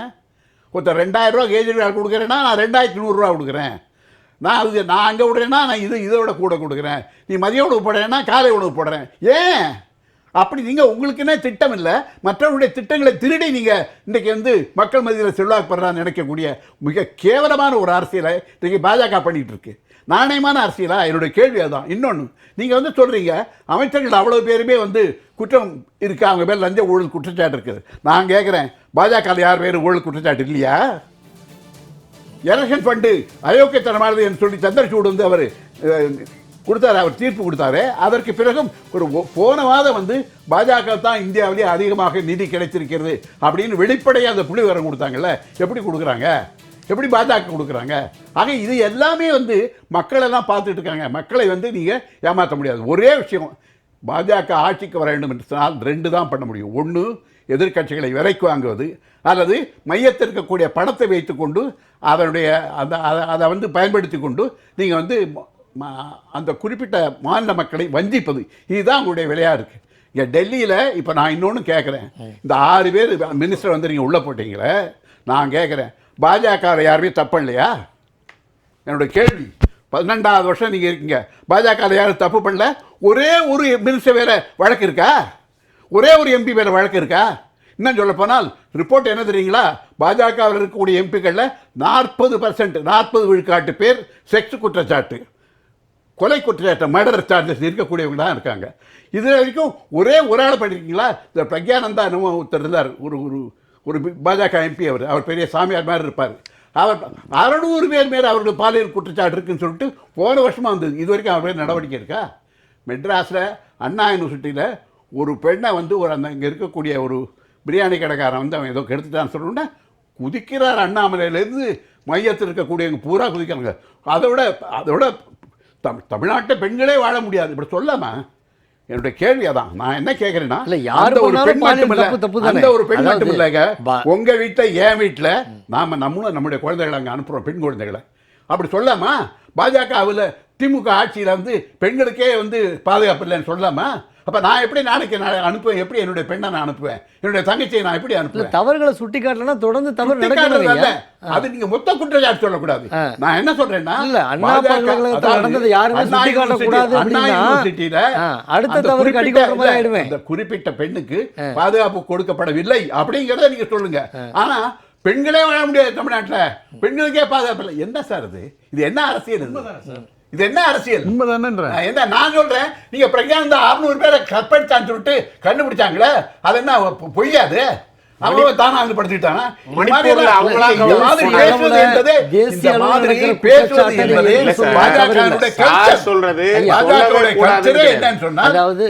அதாவது தேசிய அளவில் நடக்கிற பாலியல் குற்றச்சாட்டு நீங்க சொல்லுங்க, அதுல தவறு இல்லை. ஆனா தமிழ்நாட்டில் நடக்கவே இல்லைங்கிற மாதிரி கொண்டு போயிட வேண்டாம். அப்படி நான் சொல்லவே இல்லை. அது யார் சொல்ல? நான் சொல்லல.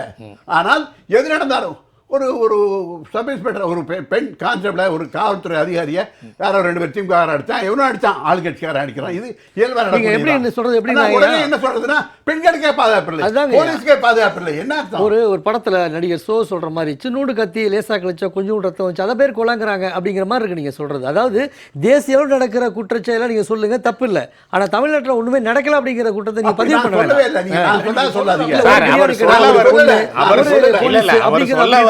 அதுவும் தவறுதான்.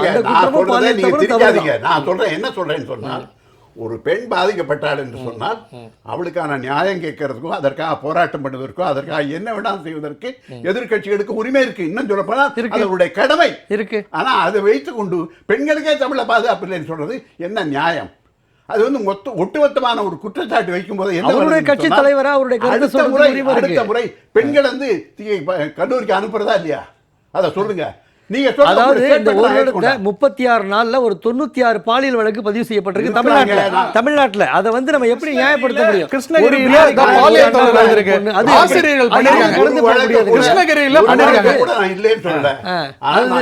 ஓடும் ரயில்ல ஒரு கர்ப்பிணி பெண்ணுக்கு, நேற்றைய செய்தி பார்த்திருப்பீங்க, ஓடும் ரயில்ல ஒரு கர்ப்பிணி பெண்ணுக்கு என்ன மாதிரியான தொந்தரவு நடந்தது இன்னைய செய்தித்தாள்ல வந்திருக்கு. ஒரு காவல்துறை பெண்ணுக்கு என்ன நடந்திருக்கு. அது ரயில்வேங்கிறது மைய அரசுடைய துறை. அந்த அந்த துறையில காவலர்கள் ஒவ்வொரு பெட்டியிலையும் இருக்காங்க. அப்ப அங்க இருக்கக்கூடிய ஒரு பெண்ணுக்கு இன்னொன்று நடந்திருக்கு. அவங்க என்ன சொல்றாங்க, அந்த பெண் பெட்டியிலே அவங்க ஒத்தா தான் இருந்திருக்காங்கன்ட்டு. நான் என்ன சொல்றேன், ரயில்வே அத்தாரிட்டிகள் ஏன் அந்த இடத்துல ஒரே ஒரு பெண் இருக்கக்கூடிய அந்த பெட்டியில ஒன்றும் வேற சில பேசஞ்சரையாவது ஏற்றிருக்கணும், அல்லது அந்த பெண்ணை இடம் மாத்திருக்கணும். அதுக்கு பொறுப்பு யாரு? ரயில்வே துறை தானே பொறுப்பு. டெல்லி வந்துடலாம். ரயில்வே துறை தானே சரிங்க, பொறுப்பு. நம்ம தொடர்ந்து பேசலாம். தற்போதைய நிலவரங்கள், முன்னணி நிலவரங்கள் வந்துட்டு இருக்கு. டெல்லியை பொறுத்த வரைக்கும் 70 தொகுதிகளில் 68 தொகுதிகளில் முன்னிலை நிலவரம் வெளியாக இருக்கு. பாரதிய ஜனதா கட்சி 42 தொகுதிகளிலும், ஆம் ஆத்மி 25 இடங்களிலும், தற்பொழுதைய முன்னிலை நிலவரத்தில் காங்கிரஸ் ஓரிடத்திலும் இருப்பதாக தகவல் வெளியாக இருக்கிறது. தற்பொழுது அரங்கத்தில் இணைந்திருக்கக்கூடிய திரு கந்தசாமி அவர்கள்ட்ட பேசுவோம். என்னென்னா, டெல்லியை பொறுத்த வரைக்கும் இந்த தேர்தல் கொஞ்சம் வித்தியாசமாக பார்க்கப்பட்டது. துப்பாக்கி கலாச்சாரம் அதிகமாக இருந்ததாக சொல்லப்படுகிறது. பாதுகாப்பு வளையம் என்பது மத்திய அரசின் கையில் இருந்தும் கூட இவ்வளவு எளிதாக எப்படி உள்ளே புகுந்தது அப்படின்னு. இன்னொரு விஷயம், 15 கோடி பேரம் பேசியதாக ஆம் ஆத்மியிலேருந்து குற்றச்சாட்டு வச்சுருக்காங்க. கருத்து கணிப்பின் அடிப்படையில் பாஜக முன்னிலை வரப்போகிறதாக சொல்லப்பட்டிருக்கு. அதுக்கு முன்னாடி தேர்தல் பிரச்சாரத்தில் நாங்கள் தான் வரப்போகிறோங்கிறதையும் பாஜக தெளிவாக சொல்லுது. ஒரு திடமாக அவங்க இருந்திருக்காங்க, நாங்கள் ஆட்சிக்கு வரப்போகிறோங்கிறத. ஆனாலும் கூட அந்த 15 கோடிங்கிறது ஆம் ஆத்மி திட்டமிட்ட விஷயமாக ரிலீஸ் பண்ணியிருக்கோமே, எந்த மொபைல் நம்பர்னே ரிலீஸ் பண்ணியிருக்கோமே, இந்த நம்பர்ல இருந்து தான் கால் வந்ததுன்னு. இதுல ஒரு வித்தியாசமா ஒரு விஷயம். அப்ப ஆளுநருடைய விசாரணைக்கு அனுப்புகின்ற பொழுது அதுக்கு ஏன் நாங்க என்ன கேட்டோம், நோட்டீஸ் கொடு, யார் அனுப்புனா என்ன ஏது, நோட்டீஸ் கொடு, யாருன்னா வந்துடலாமா உள்ள, எப்படினாலும் வந்துடலாமா. ஒரு ப்ராப்பரா ஒரு இன்வெஸ்டிகேஷன் பண்ணனா உங்க மேல ஒரு நோட்டீஸ் கொடுக்காம இல்ல, நோட்டீஸ் கொடுத்து அதுக்கப்புறம் பார்த்தாங்க. 1.5 மணி நேரம் கழிச்சு ஒரு நோட்டீஸ் எடுத்துட்டு வந்து அதுக்கப்புறம் பார்த்தாங்க. நாங்க கேக்குறது ப்ரொசீஜரா நடந்துக்கோங்க. என்ன முகாந்த ஆதாரம் கேட்டுச்சே, நம்பர் கொடுத்துட்டோமே, இந்த நம்பர் தானே, இது சென்ட்ரல் கவர்மெண்ட் தானே, அவங்க கிட்ட தானே எல்லா பணமும் இருக்கு. ஒரு விஷயம் நல்லா புரிஞ்சுக்கோங்க, இந்த பிஜேபியோட சார்பாளர்கள் எல்லாருமே, சார் உட்பட, அவங்க தப்பு செஞ்சா அது நாங்கள் திறமை அப்படிங்கிற லெவலில் பேசுகிறாங்க. எலெக்ஷன் கமிஷன் மேலே ஒரு குற்றச்சாட்டு பண்ணால் உடனே அதை சொல்கிறாங்க. செஞ்சது தானே சொன்னோம், மகாராஷ்டிராவில் செஞ்சீங்க, டெல்லியில் எல்லா தொகுதியிலையும் செஞ்சீங்க, பஞ்சாப்ல கிட்டத்தட்ட. சார் நீங்க செய்ததை தான் நாங்க சொல்லிக்கிட்டு இருக்கோம். யார் சொன்னா ப்ரூஃப் கொடுத்துருவாங்க இல்லன்னு சொல்றதை விட அங்க ப்ரூஃப் கொடுத்துருக்கோங்கிறது எவ்வளவு முக்கியமானது. கொடுத்ததே இல்லன்னு இவர் சொல்றாரு இங்க இருந்துகிட்டு. அப்போ அவர்களுக்குள் ஒரு இது இருக்கு, அந்த மனப்பான்மை தான் இப்போ முக்கியமா வெளிப்படுது. இப்போ ஒண்ணும் இல்ல, இந்த குற்றச்சாட்டு இருக்கே அப்படின்னாரு, குற்றச்சாட்டு தான் இருக்கு. இது உங்ககிட்ட தானே எல்லா வழக்கும் இருக்கு, நீங்க எல்லா அதிகாரமும், மாநில அதிகாரத்தை தாண்டி எல்லா அதிகாரம் உங்ககிட்ட தானே இருக்கு.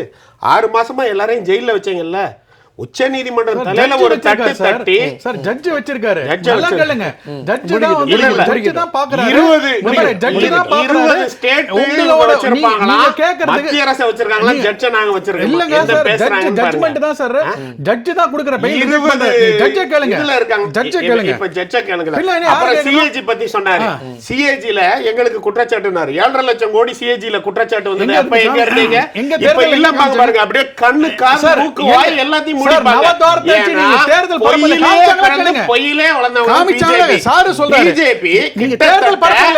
எல்லா எலெக்ஷன் கமிஷனும் அவர் கைக்குள்ள வச்சுட்டாங்க. 1100 ரூபாய் ஒருத்தர் கொடுக்கறாரு, அதை எல்லா நேஷனல் டிவியும் போடுறான், அது இல்லன்ட்டாங்க.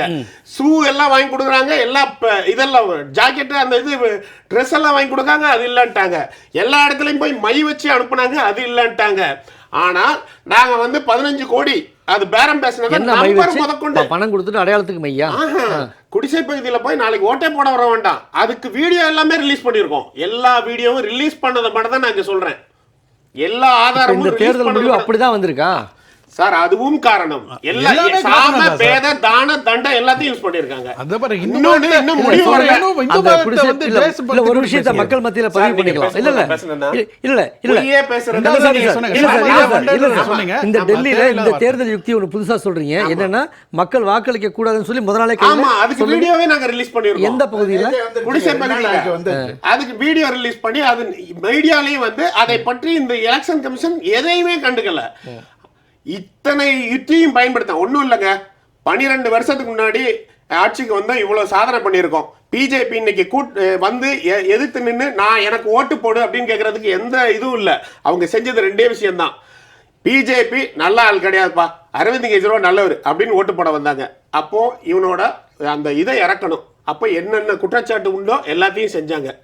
சொல்லி அதெல்லாம் வந்து அந்த இமேஜை உடைக்கணும் அப்படிங்கறது அவங்க வந்து அவங்க மீடியா பலத்தோட அதை சக்சஸும் பண்ணாங்க. அடுத்து இவர் வந்து எல்லா மக்களுக்கும் நல்லது செய்யறாரு, என்ன செய்யலாம், அவரோட அப்படியே அந்த மேனிஃபெஸ்டோ காப்பி பேஸ்ட் பண்ணி இதைத்தான் செஞ்சார்களே தவிர இதுவரை நான் இதை செய்வேன் இதை செஞ்சிருக்கேன்னு சொல்லி எல்லாம் அவங்களுக்கு ஓட்டு கேட்ட எந்த திராணியும் அதை தாண்டி குறுக்கீடு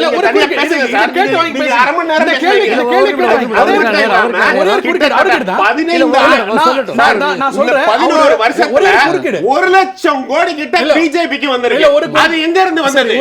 அவங்களுடைய அக்கவுண்ட்ல 8000 கோடி இருக்கு. 884 மாவட்டங்களில் 5 கோடியில இருந்து 20 கோடி வரை மனை வாங்கி மாவட்டங்கள்ல அவங்க வந்து கட்டிக்கிட்டு இருக்காங்க. தலைநகர்ல 1500 கோடிக்கு கட்டி இருக்காங்க அவங்களுடைய கட்சி அலுவலகத்தை. கிட்டத்தட்ட இந்த 10 வருஷத்துல 70,000 கோடி செலவு பண்ணத தி வீக் பத்திரிகையில விட்டுருக்காங்க. இந்த 1 லட்சம் கோடி எங்க இருந்து வந்தது? அவர்கள் செய்தது எல்லாமே அப்படின்னா 15 வருஷம் குஜராத்ல இருக்கும்போது சாதாரணமா இருந்த ஒரு அதானியை குஜராத்ல ஒரு மிகப்பெரிய ஆளா மாத்தினாங்க. 10 வருஷம் இங்க ஆட்சியில இருக்கும்போது அவர் இந்தியாவில் பெரிய ஆளா மாத்துறதும் இல்ல உலகத்திலே பெரிய ஆளா மாத்துறதும் அதை தான் பண்ணாங்க. பிஜேபி ஆட்கள் செய்யற எந்த குற்றச்சாட்டையும் அவருக்கு ஒத்துக்கிட்டதே கிடையாது. ஏன்னா லீகலா கரப்ஷன் பண்ணுவாங்க. தேர்தல் பத்திரம்ங்கிறது மூலமா லீகலா கரப்ஷன் பண்ணாங்கல்ல. இதே போலதான் இந்த 10 ஆண்டுகள்ல எந்த கட்சிக்கும் இல்லாத அளவு 1 லட்சம் கோடி அந்த கட்சிக்கு எப்படி வந்தது? ஆனால் நான் தூய்மையானவன் சுத்தமானவன் சொல்லிப்பாங்க. நான் ஒரே கேள்விதான், சார் கேட்டுதான் நீங்க சொன்ன கரெக்ட். பிஜேபி வந்து நீங்க என்ன ஸ்டாம்ப் பண்ண வேணா, நான் பிஜேபி ஆதரவாளர் இருக்கான்றத உங்களோட பார்வையில் இருக்கட்டும். நான் பிஜேபி விட்டுருங்க. ராகுல் காந்தி குற்றச்சாட்டு சொல்றாரு சார், அதுக்கு என்ன பதில் உங்களுக்கு? ராகுல் காந்தி என்ன குற்றச்சாட்டு சொன்னாங்க? ராகுல் காந்தி என்ன சொல்லிருக்காரு? நான் அப்படியே ஸ்டேட்மெண்ட் படிக்கிறேன்.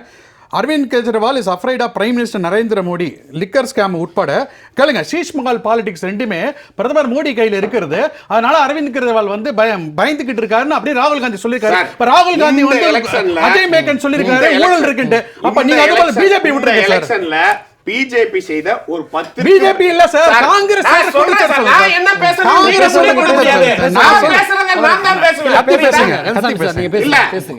கிட்டத்தட்ட 10க்கு மேற்பட்ட ஒரு புகார்களை பிஜேபி மேல நாங்க சொல்லியிருக்கோம். அதுக்குண்டான ஆதாரத்தையும் கொடுக்கும். ஆனால் டெல்லியில இருக்கிற காங்கிரஸ் அதை பற்றி பேசவே இல்லை. அதுதான் அவர்களுக்குள்ள அக்ரிமெண்ட்.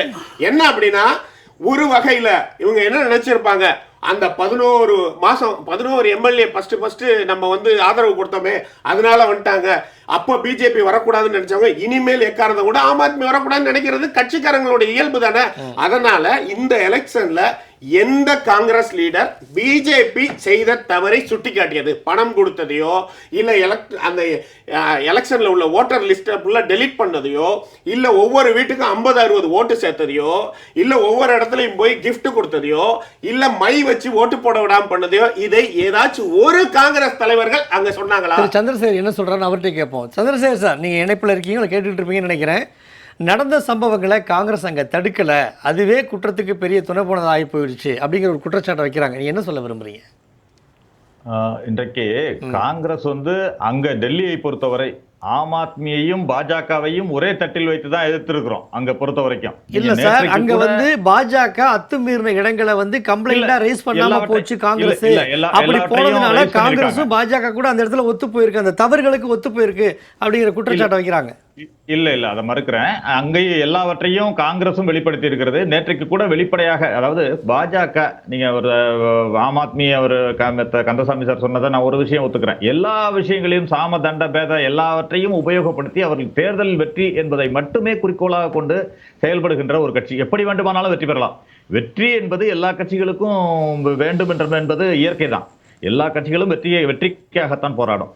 ஆனால் எப்படியும் வெற்றி பெறலாம், எப்படியாவது வெற்றி பெற வேண்டும் என்று நினைக்கும் ஒரு கட்சி என்று சொன்னால் இந்தியாவிலேயே பாஜக தான். அது பல மாநிலங்கள்ல சொல்லலாம். திரு பாலு சார் கூட தெளிவா சொன்னாரு, எதிர்கட்சிகளை உடைப்பது அல்லது கூட்டணி கட்சிகளாக இருந்தாலும் பரவாயில்ல அதையும் உடைப்பது. அந்த ஒரு புது தியரி எல்லாம் கூட கொண்டு வந்திருக்காங்க. சிவசேனாவை இதெல்லாம் உடைத்ததெல்லாம் நம்ம பார்த்தோம். இங்கு அதிமுகவை உடைக்க முயற்சி பண்ணதெல்லாம் பார்த்தோம். எப்படி அவர்கள் கையில் வைத்துக் கொண்டு செய்தார்கள் என்பதெல்லாம் பார்த்தோம். அப்படி எல்லா கட்சிகளையும் உடைத்தாவது நீங்க சாதாரண ஒரு சண்டிகர் மேயர் தேர்தலுங்க, அதுல கூட அவங்க எப்படி பண்ணாங்க அப்படிங்கிறத பார்த்தோம். ஒரு சிசிடிவி கேமரா இருக்கு, அதுல வந்து ஒரு தேர்தல் அதிகாரி உட்கார்ந்து திருத்துறாரு. அந்த கேமராவை பார்த்துக்கிட்டே திருத்துறாரு. பரவாயில்ல, நீ கேமரா இருந்தா இருக்கட்டும், எங்களுக்கு மேல தலைவர் இருக்காரு, மோடி இருக்காரு, பிரதமர் இருக்காரு, நாங்க பாத்துக்கிறோம், எலெக்ஷன் கமிஷன் எங்க கையில தானே அப்படின்ட்டு திருத்துறாரு. உச்ச நீதிமன்றம் என்ன செய்யுதுன்னா, நீங்க தேர்தல் ஆணையத்தை அந்த தேர்தல் அதிகாரியை நீக்குது, அந்த தேர்தல் அதிகாரியை மாத்துறாங்க. ஆனா எந்த நடவடிக்கையும் அதற்கு பிறகு எடுக்கப்படவில்லை. அது மாதிரி இன்றைக்கு ஹரியானா தேர்தலில் எப்படி நடந்துச்சுன்னு ஒரு 10-12 தொகுதிகளில் முறைகேடு நடந்ததுன்னு சிசிடிவி ஃபுட்டேஜ் கேட்கிறோம், தரமாட்டேன்றாங்க. சிசிடிவி ஃபுட்டேஜ் கேட்டா அதை தரமாட்டேன்றாங்க. அதே மாதிரி நீங்க மகாராஷ்டிரால 5 வருடங்களில் சேர்க்கப்பட்ட அளவிற்கு ஒரு வாக்காளர் பட்டியல்ல 5 மாதங்களில் சேர்க்கப்பட்டிருக்கிறது என்ற குற்றச்சாட்டை வைத்திருக்கிறோம். இன்று வரை அதற்கான ப்ரூஃப் கேட்கிறோம், எங்களுக்கு வாக்காளர் பட்டியலை கொடுங்கன்னு கேட்கிறோம், அதை கூட தேர்தல் ஆணையம் கொடுக்கவில்லை. இவர்கள் தேர்தல் ஆணையத்தையும், அதாவது பல நேரங்கள்ல தேர்தல் ஆணையம் எல்லாவற்றையும் தன் கையில் வைத்துக்கொண்டு இவர்கள் இந்த ஆட்சியை பிடிக்க வேண்டும் என்ற ஒரே நோக்கத்தோடு பாஜக செயல்படுகிறது. இரட்டை இன்ஜின் ஆட்சி என்பதே அந்த இதுக்கு எதிரானதுதான், அதாவது ஜனநாயகத்துக்கு எதிரானதுதான். என்னன்னா, எங்களுக்கு வாக்களியுங்கள், அப்போதுதான் உங்கள் மாநிலத்துக்கு நாங்க செய்வோம், திட்டங்களை செய்வோம் என்பதுதான் இரட்டை இன்ஜின் ஆட்சின்னு அவங்க குறிப்பிடுறது. நாங்கள் வந்தால் எங்களுடைய மத்திய ஆட்சியும் இருந்தால் நாங்கள் செய்வோம் என்று சொல்வது வேறு, சொல்லி வாக்கு கேட்பது என்பது வேறு. ஆனால் எங்களுக்கு வாக்களித்தால் மட்டுமே நாங்கள் இந்த திட்டங்களை எல்லாம் செய்வோம், நீங்கள் பலன் பெற முடியும் என்று சொல்வது உண்மையிலேயே ஒரு ஜனநாயகத்துக்கு எதிரான நிலைப்பாடு. இவர்கள் தேர்தல் பத்திரங்கள் சட்டவிரோதம்னு ஏற்கனவே தெரிவிச்சிட்டாங்க. ஆனா இன்றைக்கு வரைக்கும் தேர்தல் பத்திரங்கள் அதற்கு ஆல்டர்னேட்டிவ் திங்க் பண்ணுங்கன்னு மட்டும் சொல்லி உச்சநீதிமன்றம் விட்டுவிட்டது.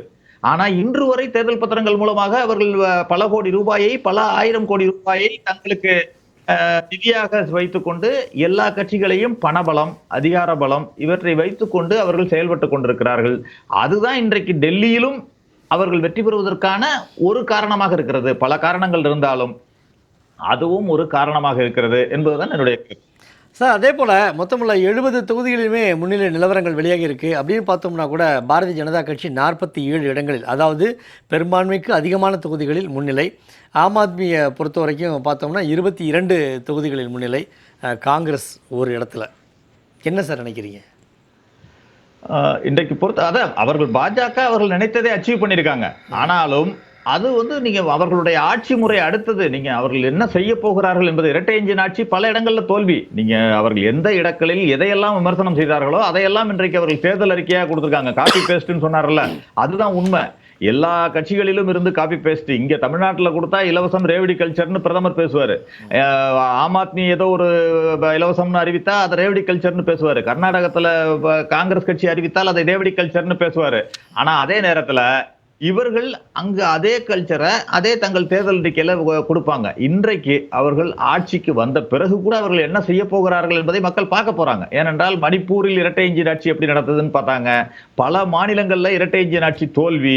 அப்படி இருக்கும் பொழுது இரட்டை இன்ஜின் ஆட்சியா இருந்தாலும் சரி, 3 இன்ஜின் ஆட்சியாக இருந்தாலும் சரி, இவர்களுடைய ஆட்சி என்பது கார்பரேட்டுகளுக்கான ஆட்சி அப்படிங்கிறத மக்கள் பார்த்துக்கிட்டு இருக்காங்க. அதாவது முதலாளித்துவ ஆட்சி, முதலாளிகளுக்கான ஆதரவான ஆட்சி என்பதை பார்த்துக்கிட்டு இருக்காங்க. அதைத்தான் இன்றைக்கு பார்க்க போறாங்க. தேர்தல் ஆணையத்தை பொறுத்த வரைக்கும் இன்னொரு குறிப்பையும் சொல்லணும். ஒவ்வொரு மாநில தேர்தல் நடக்கும் போதும் பிரதமர் ஏதாவது ஒரு இன்ஃபுளுன்ஸ் பண்ற மாதிரி ஏதாவது ஒரு நிகழ்ச்சியை நடத்துவார். இந்த தேர்தலையும் டெல்லியில தேர்தல் நடக்குது, இவர் இதுல போய் இதுல குளிச்சுக்கிட்டு இருக்காரு. கும்பமேளால கலந்துகிட்டு குளித்துக்கொண்டு அதை வேண்டுமென்றே பண்ணுகிறார். ஏனென்றால் அது 26ஆம் தேதி வரைக்கும் நடக்க போகுது. அந்த கும்பமேளா நடந்து கொண்டிருக்கிறது. ஆனால் அந்த தேர்தல் நாள் அன்று அவர் செல்கிறார்.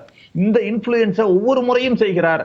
அதை தேர்தல் ஆணையத்தில் கம்ப்ளைண்ட் பண்ணாலும் அதை தேர்தல் ஆணையம் கண்டுகொள்வதில்லை.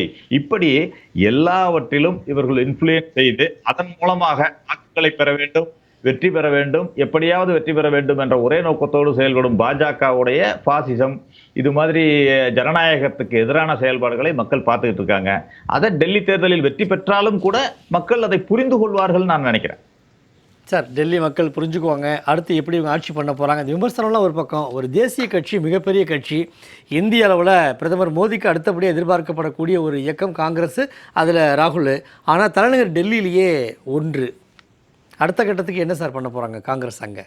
இல்லை, நீங்க 2003 33% வாக்குகளை பெற்றது காங்கிரஸ் கட்சி, 2008 40% வாக்குகள், 2013 24. ஆனால் அந்த ஆம் ஆத்மி கட்சியின் வந்த பிறகு எங்களுடைய வாக்கு சதவீதம் 9.74% குறைந்து விட்டது என்பதை பார்க்கிறோம். ஆனால் பாஜக அதே சதவீத வாக்குகளை தொடர்ந்து பெற்றுக் கொண்டிருக்கிறது அங்கு. ஆக ரீப்ளேஸ் பண்றது, எங்களை காங்கிரஸை ரீப்ளேஸ் பண்றதுக்காக ஆம் ஆத்மி கொண்டு வரப்பட்டது. இன்றைக்கு நாங்கள் மீண்டும் தனியாக காங்கிரஸ் கட்சியை வளர்க்கும் முயற்சியில் அந்த மாநிலத்தில் ஈடுபட்டிருக்கிறோம். அது அது இன்றைக்கு உண்மையாக கண்டிப்பாக வாக்கு சதவிகிதம் எங்களுக்கு உயரும். நாங்கள் எண்ணிக்கையை தொடங்கி இருக்கிறோம். இது வந்து தொடக்கம் தான், முடிவல்ல. காங்கிரஸ் கட்சி இந்தியா முழுமைக்குமான ஒரு கட்சி, இந்தியாவிற்கான கட்சி, எல்லோருக்குமான கட்சி என்பதை மக்கள் புரிந்து கொள்வார்கள். அதை கண்டிப்பாக எழுச்சி பெறுவோம் என்ற நம்பிக்கை எனக்கு இருக்கிறது. அதே போல் பாஜக வந்து ஆம் ஆத்மி ஒரு குற்றச்சாட்டு வச்சிருக்கு பாஜக மேலே, ஆப்ரேஷன் லோட்டஸ்ங்கிற பேரில் 15 கோடி அப்படிங்கிற ஒரு குற்றச்சாட்டை வச்சாங்களே, அது முழுமையான குற்றச்சாட்டு தானா அல்லது தேர்தல் நீங்க பார்க்குறீங்க? பாஜகவுடைய வழக்கமான செயல்பாடு தான் அது. நீங்க 15 கோடி என்பதே குறைவுதான். நீங்க அவர்கள் இன்னும் அதிகமாக கூட ஆஃபர் கொடுத்துருப்பாங்க. ஏன்னா இது கோவாவில் பார்த்துருக்கோம் நம்ம. அதற்கு முன்பு மகாராஷ்டிராவிலேயே ஸ்பெஷல் ஃப்ளைட்டில் எல்லாரையும் கூட்டிட்டு போய் ஷிண்டே குரூப் எல்லாம் கூட்டிட்டு போய் அதை உடைச்சதை பார்த்துருக்கோம். பல இடங்களில் இவர்கள் இப்படித்தான் செய்து கொண்டிருக்கிறார்கள். அதாவது பண பலத்தை வைத்துக்கொண்டு, அதுக்கு தான் கார்பரேட்டுகளுக்கு அவர் உதவுறாங்க. இவர்கள் தூய்மையானவர்கள் என்று சொல்லுவாங்க, ஆனால் கார்பரேட்டுகளுக்கு உதவி அவர்கள் மூலமாக பல பலன்களை இவர்கள் பெற்றுக்கொள்வார்கள். இதுதான் இங்கு பாஜக செய்து கொண்டிருக்கிறது. இந்தியா முழுக்க ஒரு பெரிய பணக்காரர்களை கையில் வைத்துக்கொண்டு, கார்பரேட்டுகளை கையில் வைத்துக்கொண்டு எல்லா இடங்களிலும் அவர்கள் மூலமாக எம்எல்ஏக்களை விலைக்கு வாங்குவது, எதிர்க்கட்சிகளை உடைப்பது, தங்கள் கூட்டணியை தன்னை வளர்த்துக் கொள்வது, அதற்காக பாஜக செயல்பட்டுக் கொண்டிருக்கிறது என்பதை தொடர்ந்து பார்த்துக்கிட்டு இருக்கோம். அதுதான் அந்த ஜனநாயக விரோதத்துக்கு, ஜனநாயகத்துக்கு எதிர் அப்படின்னு போட்டீங்கன்னா, ஆப்போசிட்னு போட்டீங்கன்னா அது பாஜக தான். அதே மாதிரி ஊழலுக்கு எதிர்ப்புன்னு சொல்லுவாங்க. ஆனா எல்லாவற்றிலும் ஊழல். எம்எல்ஏக்களை காசு கொடுத்து விலைக்கு வாங்குறது ஊழல் இல்லையா? அந்த காசு எங்க இருந்து வந்துச்சுன்னு கேட்டா அதற்கு பதில் இருக்காது. நீங்க அஜித் பவார் வந்து எதிரணியில் இருக்கும் பொழுது 50,000 கோடி ஊழல், 60,000 கோடி ஊழல் என்று பிரதமரே பேசினார் பொது மேடையில. அடுத்த வாரமே அவர் துணை முதலமைச்சராக பாஜக கூட்டணியில் இடம்பெறுகிறார். அப்போது அவர் ஊழல் செய்தவராக கிடையாது, ஏன்னா கங்கை நீர் அவர் மீது தெளிக்கப்பட்டு புனிதமாக்கி விட்டுகிறார். இப்படி தங்கள் அணியில் சேர்ந்த பிறகு அவர்களை ஊழல்வாதிகள் என்று சொல்பவர்கள் எல்லாம் புனிதவான்களாக மாற்றுவது பாஜகவுடைய மாயாஜால வித்தை. அதை தொடர்ந்து செய்து கொண்டிருக்கிறது இந்தியா முழுக்க. அதை கொஞ்சம் கொஞ்சமாக மக்கள் புரிந்து கொள்வார்கள் என்பதுதான் எங்களுடைய நம்பிக்கை தான் சொல்ல முடியும். அதுக்கு மேல மக்கள் கையில தான் இருக்கு எல்லாமே. அது தேர்தல் கமிஷனை முதற்கொண்டு கையில் வைத்துக்கொண்டு இவர்கள் ஜனநாயகத்தை கேலி கூத்தாக்கும் பொழுது அது மக்கள் தெளிவாக புரிந்து கொள்ள வேண்டும், புரிந்து கொள்வார்கள் என்ற நம்பிக்கையோடு என்னுடைய கருத்தை பதிவு செய்கிறேன். நல்லது சார், இணைப்பில் கலந்து கொண்டு உங்களுடைய கருத்துக்களை பகிர்ந்து கொண்டமைக்கு நன்றி. திரு நெய்வேலி பால் அவர்கள், காங்கிரஸுடைய பின்னடைவு இந்த அளவுக்கு போனதுக்கு என்ன காரணமாக பார்க்குறீங்க? தொடர்ந்து தலைநகரே அவங்க இந்த அளவுக்கு வச்சுருக்காங்க அப்படின்னா மற்ற மாநிலங்கள் அவங்களுடைய உழைப்பு இன்னும் எப்படி இருக்கணும்னு நினைக்கிறீங்க? இல்லைங்க, ஒரே செய்தி தான். ஷீலா தீட்சித்தினுடைய 15 ஆட்சிக்கு பிறகு காங்கிரஸ் வந்து தலைநகரில் எதுவுமே செய்யலை. அவங்க வந்து இன்னும் சொல்ல போனீங்கன்னா அந்த அரசியலில், டெல்லி அரசியலில், கேபிட்டல் அரசியலில் காங்கிரஸுக்கு எந்த ரோலுமே கிடையாது, எதுவுமே கிடையாது. அப்படி ஆயிட்டாங்க. நான் அதைத்தான் கிட்டத்தட்ட பாஜகவும் அப்படி தான். பாஜகவும் சரி, காங்கிரஸும் சரி, அகில இந்திய கட்சிகள் என்கிற முறையில் டெல்லி அட்மினிஸ்ட்ரேஷனுக்காக எதுவுமே செய்யவில்லை என்பதுதான் உண்மை. ரெண்டாவது, பாஜகவை பொறுத்தளவில் ரொம்ப முக்கியமாக நான் பார்ப்பது என்னன்னு சொன்னால், ப்ரோபிட்டி இன் பப்ளிக் லைஃப்னு சொல்லுவாங்க. அதாவது பொது வாழ்வில் தூய்மைன்னு சொல்லுவாங்க. அப்போ பொது வாழ்வில் தூய்மை என்று சொன்னால் சில விஷயங்களில் அடிப்படையான சில பண்புகள் எல்லாருக்குமே இருக்குது. அதாவது தப்பு பண்ணாமல் தண்ணி குடிப்பான் சொல்லுவாங்க, சாதாரணமாக கிராமத்தில் கூட சொல்லுவாங்க. அந்த மாதிரி செய்யக்கூடியதை கூட தவறுகளை நியாயப்படுத்தக்கூடிய ஒரு பண்பாட்டு சிதைவை இன்றைக்கு வந்து பாஜக உருவாக்கிறது நான் சொல்கிறேன். ஏன் அப்படின்னு சொன்னீங்கன்னா, தனி மனித ஒழுக்கத்திலே இருந்து அரசியல் ஒழுக்கம், அரசியல் நாணயம் எல்லாமே இன்றைக்கி பறி போயிருக்கு. உதாரணமாக நான் ஆரம்பத்திலேருந்து நான் சொல்கிறேன், மோடியினுடைய அவர் முதலாக குஜராத் சீஃப் மினிஸ்டராக இருக்கும்போது அவர் முதலாக எம்பிக்காக தேர்தல் போட்டவுடனே அவருடைய நாமினேஷன்லேயே ஒய்ஃப் பேரை குறிப்பிடலை, கோடு போட்டார். ஆச்சா ஒன்று. மற்றவங்களா இருந்தால் என்ன பண்ணியிருப்பீங்க? இல்லை சொல்கிறேன், நீங்கள் இல்லைன்னா இல்லைன்னு சொல்லுங்கள். மற்றவங்களா இருந்தால் என்ன பண்ணியிருப்பீங்கன்னா அந்த அந்த நாமினேஷனே டிசர்வ் பண்ணியிருப்பீங்க. அது ஏன் டிசர்வ் பண்ணலன்னா, அந்த குஜராத்தில் தேர்தல் நடத்துறது யாருன்னா இவருடைய ஆட்சியில் இருக்கக்கூடிய அமித்ஷா ஆட்சியையும் பிஜேபி ஆட்சியிலையும் இருக்கக்கூடிய ஒரு அதிகாரி தான் அங்கே வந்து எலெக்ஷன் ஆஃபீஸராக இருக்கார். அதனால் ரெண்டாவது சொல்கிறேன், மோடி வந்து எம்ஏபிஎல் படித்தார்னு சொன்னாங்க. எந்த இடத்துலையுமே, எந்த யூனிவர்சிட்டியிலையுமே அவர் எதுவுமே படிக்கலை அப்படிங்கிறது ப்ரூவ் ஆகி போச்சு. இதே போல் சொல்கிறேன், மீண்டும் மறுபடியும் பார்த்தீங்கன்னு சொன்னால் இந்த மாதிரியான தனிப்பட்ட முறையிலேயே அவர்கள் வந்து தப்பு பண்ணுறாங்கிறத பார்க்குறோம். அப்புறம் இன்னொன்று நான் என்ன சொல்கிறேன்னா, பாஜகவை பொறுத்த அளவில் அவர்கள் பணத்தையும் இதையும் வைத்துக்கொண்டு இன்றைக்கு வந்து எல்லாரையும் மிரட்டுவதுங்கிறது வந்து அது என்ன ஆகும் என்று சொன்னால், நாளைக்கு எல்லாருமே போயிடுவாங்க. இப்போ உதாரணமாக எடுத்துக்கிட்டிங்கன்னா, போன முறை பாஜக ஆட்சிக்கு 3வது முறையாக வரும்போது அதற்கு முதல் நாள் வரைக்கும் ஜெகன்மோகன் ரெட்டி பாஜகவுக்கு ஆதரவாக இருந்தார். அவரை எதிர்த்து தான் சந்திரபாபு நாயுடு வந்தார். ஆனால் அவர் என்ன பண்ணிட்டார் சொன்னால், கடைசி நேரத்தில் அமராவதிக்கும் துங்கபத்ரா டேமுக்கும் நிதி கொடுக்குறேன்னு சொன்ன உடனே அவர் அப்படியே பால் மாறிட்டார். அதே போலவே பீகாரில் வந்து அவர் நிதிஷ்குமார் வந்து அவர் தான் வந்து சீஃப் பிரைம் மினிஸ்டர் கேண்டிடேட்டுங்கிற வரைக்கும் இந்தியா பிளாக்கில் பேசிக்கிட்டு இருந்தார். அவர் கடைசி நேரத்தில் அவர் பல்ட்டி அடித்தார், அவரை போட்டிங்க. அதே மாதிரி நீங்கள் அஜித் பவாரை பொறுத்தளவில் முத நாள் பேசுகிறாரு மோடி 3.7 லட்சம் கோடி ரூபாய் ஊழல் செஞ்சுருக்காரு அஜித் பவார்னு சொல்லிட்டு, மறுநாளைக்கு அவர் டெப்டி சீஃப் மினிஸ்டர் ஆகிறாரு.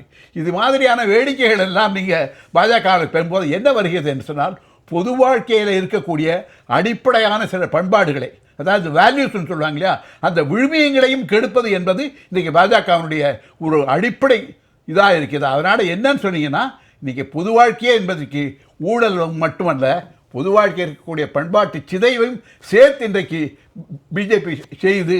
அது அப்படிங்கிறத வைக்கிறீங்க.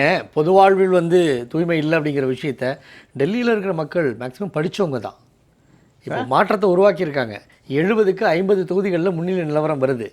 ஒரு தனிமனுடைய ஒழுக்கம் மீறப்பட்டிருந்தாலும், ஒரு அமைப்புகள் அதிகப்படியான தவறுகள் செய்திருந்தாலும் எந்த அடிப்படையில் விழுந்து எதையும் பொறுத்தளவில் நான் என்ன சொல்கிறேன்னா, நீங்கள் அடிப்படையாக இன்னொன்று சொல்கிறேன் பாருங்க, மக்கள்லாம் என்ன பார்ப்பாங்க தெரியுங்களா? இப்போ நான் சொல்கிறேன், தமிழ்நாட்டினுடைய அரசியலை பற்றி நான் எந்த கட்சியும் தனிப்பட்ட முறையில் பேசுகிறேன்.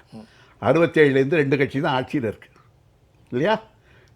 67லேருந்து எடுத்துக்கிட்டீங்கன்னு சொன்னால் இன்றைக்கு 33, 24, 57 ஆண்டுகள் திராவிட இயக்கங்கள் தான் இந்த ஆட்சியில் இருக்கிறது. திராவிட இயக்கங்களில் இருக்கக்கூடிய ஊழல் ஆட்சி இதெல்லாம் வந்து எல்லாருக்குமே தெரிஞ்ச விஷயம். ஆனால் மக்கள் ஓட்டு போடுறாங்க. ஏன் போடுறாங்க தெரியுமா? மக்களுக்கான ஒரு எதுவுமே இதுக்கு அவருடைய வாழ்க்கையில் எந்த மறுமலர்ச்சி இல்லைங்கும் போது கடைசியாக இருக்கக்கூடியது என்னன்னு சொன்னால் காசு கொடுக்கறது. பொங்கலுக்கு காசு, ஓட்டுக்கு காசு, அது அந்த மாதிரியான காசை கொடுத்து ஓட்டை வாங்கிக்கொண்டு போகுது. அப்போது இன்றைக்கி மக்கள் மத்தியில் நீங்கள் திமுகவுக்கோ அல்லது அதிமுகவுக்கோ தமிழ்நாட்டில் என்ன மரியாதை இருக்கோ அதை விட மோசமான மரியாதை தான் இன்றைக்கி பாஜக இருக்கிறது.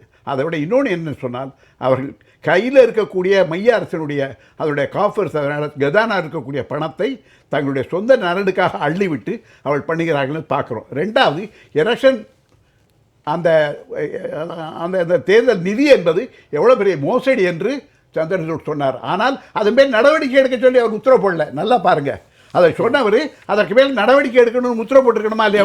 ஒரு சுப்ரீம் கோர்ட் ஜட்ஜு, அதுவும் சீஃப் ஜஸ்டிஸு அவர் போடலை. ஏன்னு கேட்டால், நமக்கு நிறைய பார்த்தோம், சீஃப் ஜஸ்டிஸ் மட்டும் இல்லை, சுப்ரீம் கோர்ட் ஜட்ஜாக இருந்தவங்க எல்லாமே, அதே மாதிரி சிஏஜியோட தலைவர்களாக இருந்த எல்லாமே அவர்கள் பாஜகவை எதிர்க்கட்சியை ஏதாவது குற்றஞ்சாட்டியோ அல்லது பாஜகவுக்கு இருக்கக்கூடிய அந்த குற்றத்தை மறைத்தார்கள் என்று சொன்னால் அடுத்த முறை அவங்க உடனே எம்பி ஆகிடுவாங்க, அவங்க கவர்னர் ஆகிடுவாங்க, என்ன வேணாலும் ஆவாங்க.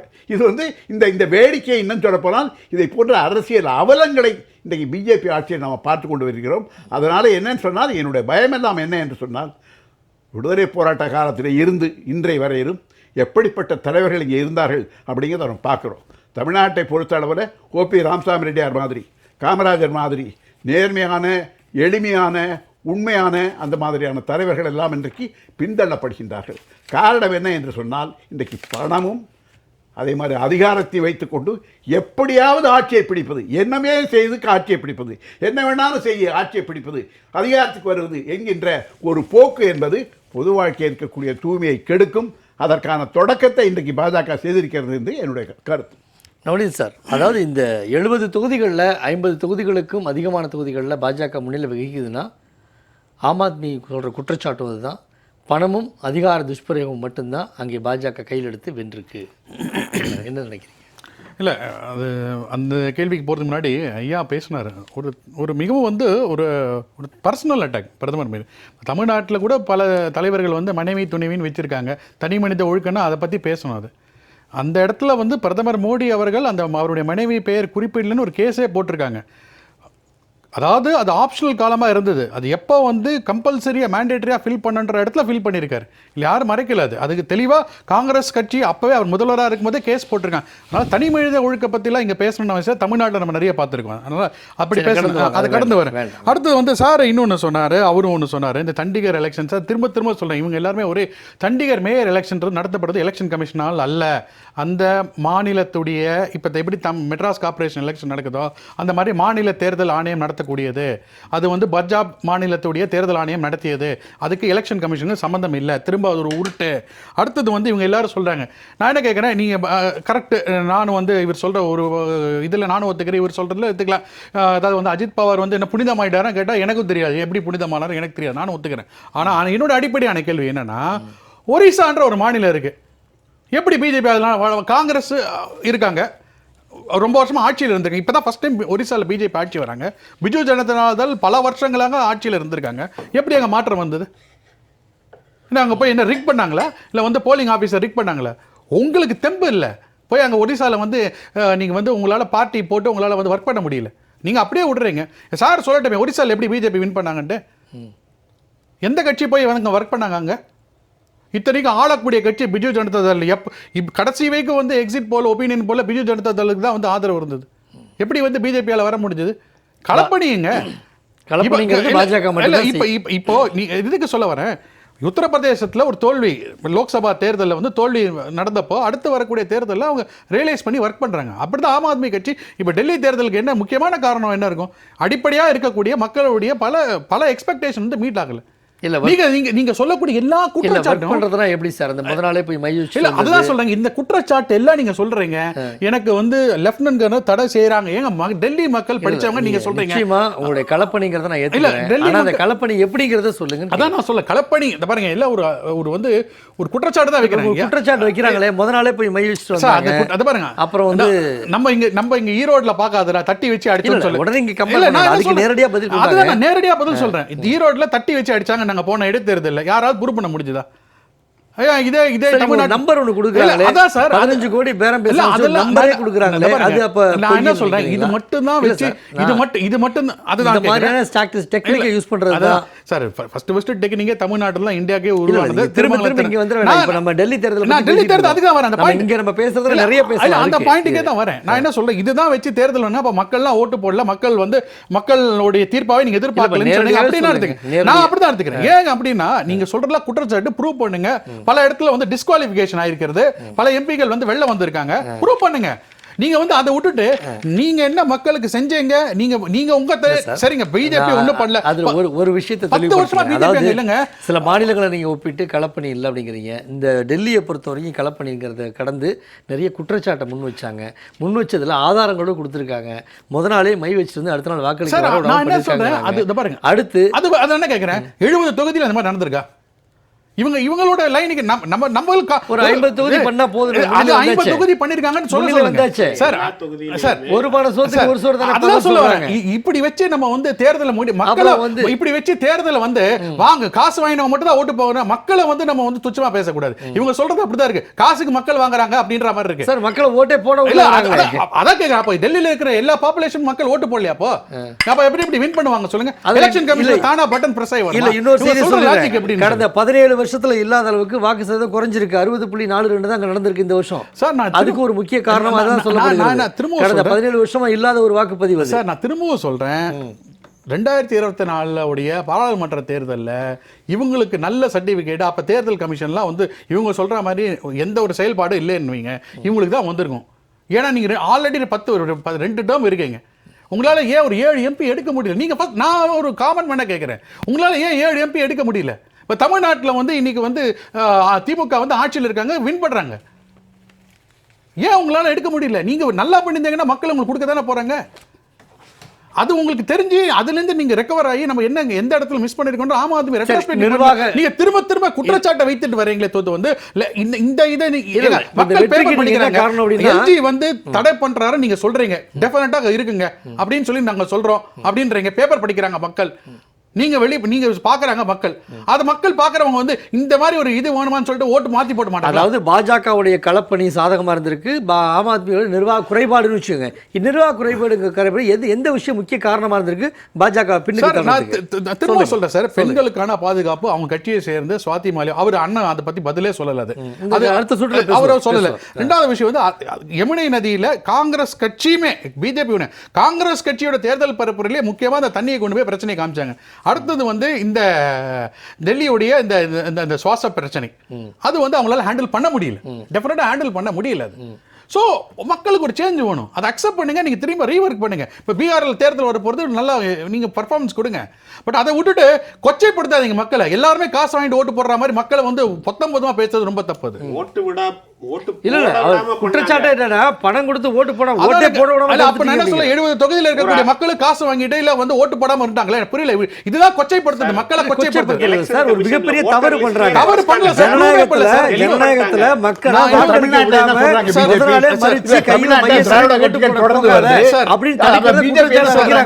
நான் திரும்ப சொல்றேன், அந்த குற்றச்சாட்டை கொடுங்க, குற்றச்சாட்டுல கேஸ் பண்ணுங்க. நான் தான் திரும்ப சொல்றேன், நான் அதுக்கு அப்படி ஒரு தப்புன்னா தப்பு தான். டெல்லியில குற்றச்சாட்டை வைத்து நீங்க ஒரு குற்றச்சாட்டை வைத்துக் கொண்டு டெல்லியில வந்து இப்படிதான் இருக்குன்னு சொல்றீங்கன்னா சார், டெல்லியில வந்து பாஜக ஆட்சிக்கு வந்த பிறகு இந்த வழக்குகள் மேல நியாயமான தீர்ப்பு கிடைக்கும் நினைக்கிறீங்களா? நான் திரும்ப சொல்றேன், அவருடைய அவங்களுடைய கட்சியை சேர்ந்தவர்களா இருக்கட்டும், அஜித் பவார் இருக்கிறவங்களா இருக்கட்டும், எல்லாம் ஒரு நீதியரசர் கையில போகுது. நீதியரசர் தான் கொடுக்குறாங்க. அவருக்கு வந்து பெயில் வேணா கொடுத்துருக்கலாம். செந்தில் பாலாஜி அவர்களுக்கு இங்க இருக்க வந்து பெயில் வேணா கொடுத்துருக்கலாம்.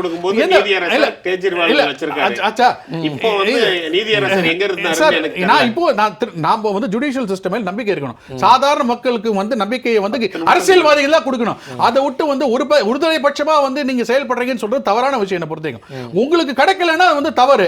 அப்படி இதே நீங்க சொன்னீங்க. எவ்வளவு இடத்துல வந்து மத்திய அரசுக்கு வந்து உச்சநீதிமன்றம் கடுமையான கண்டனத்தை தெரிவிச்சிருக்கு, இது தவறுன்னு சொல்லியிருக்கு. அப்ப நீங்க அந்த உச்சநீதிமன்றத்தை நம்புறீங்கல்ல? எல்லாரும் நம்புறோம் இல்ல? அந்த உச்சநீதிமன்றம் வந்து நீங்க பண்ண தவறுன்னு சொல்லும்போது நம்ம ஏத்துக்கணும்ல?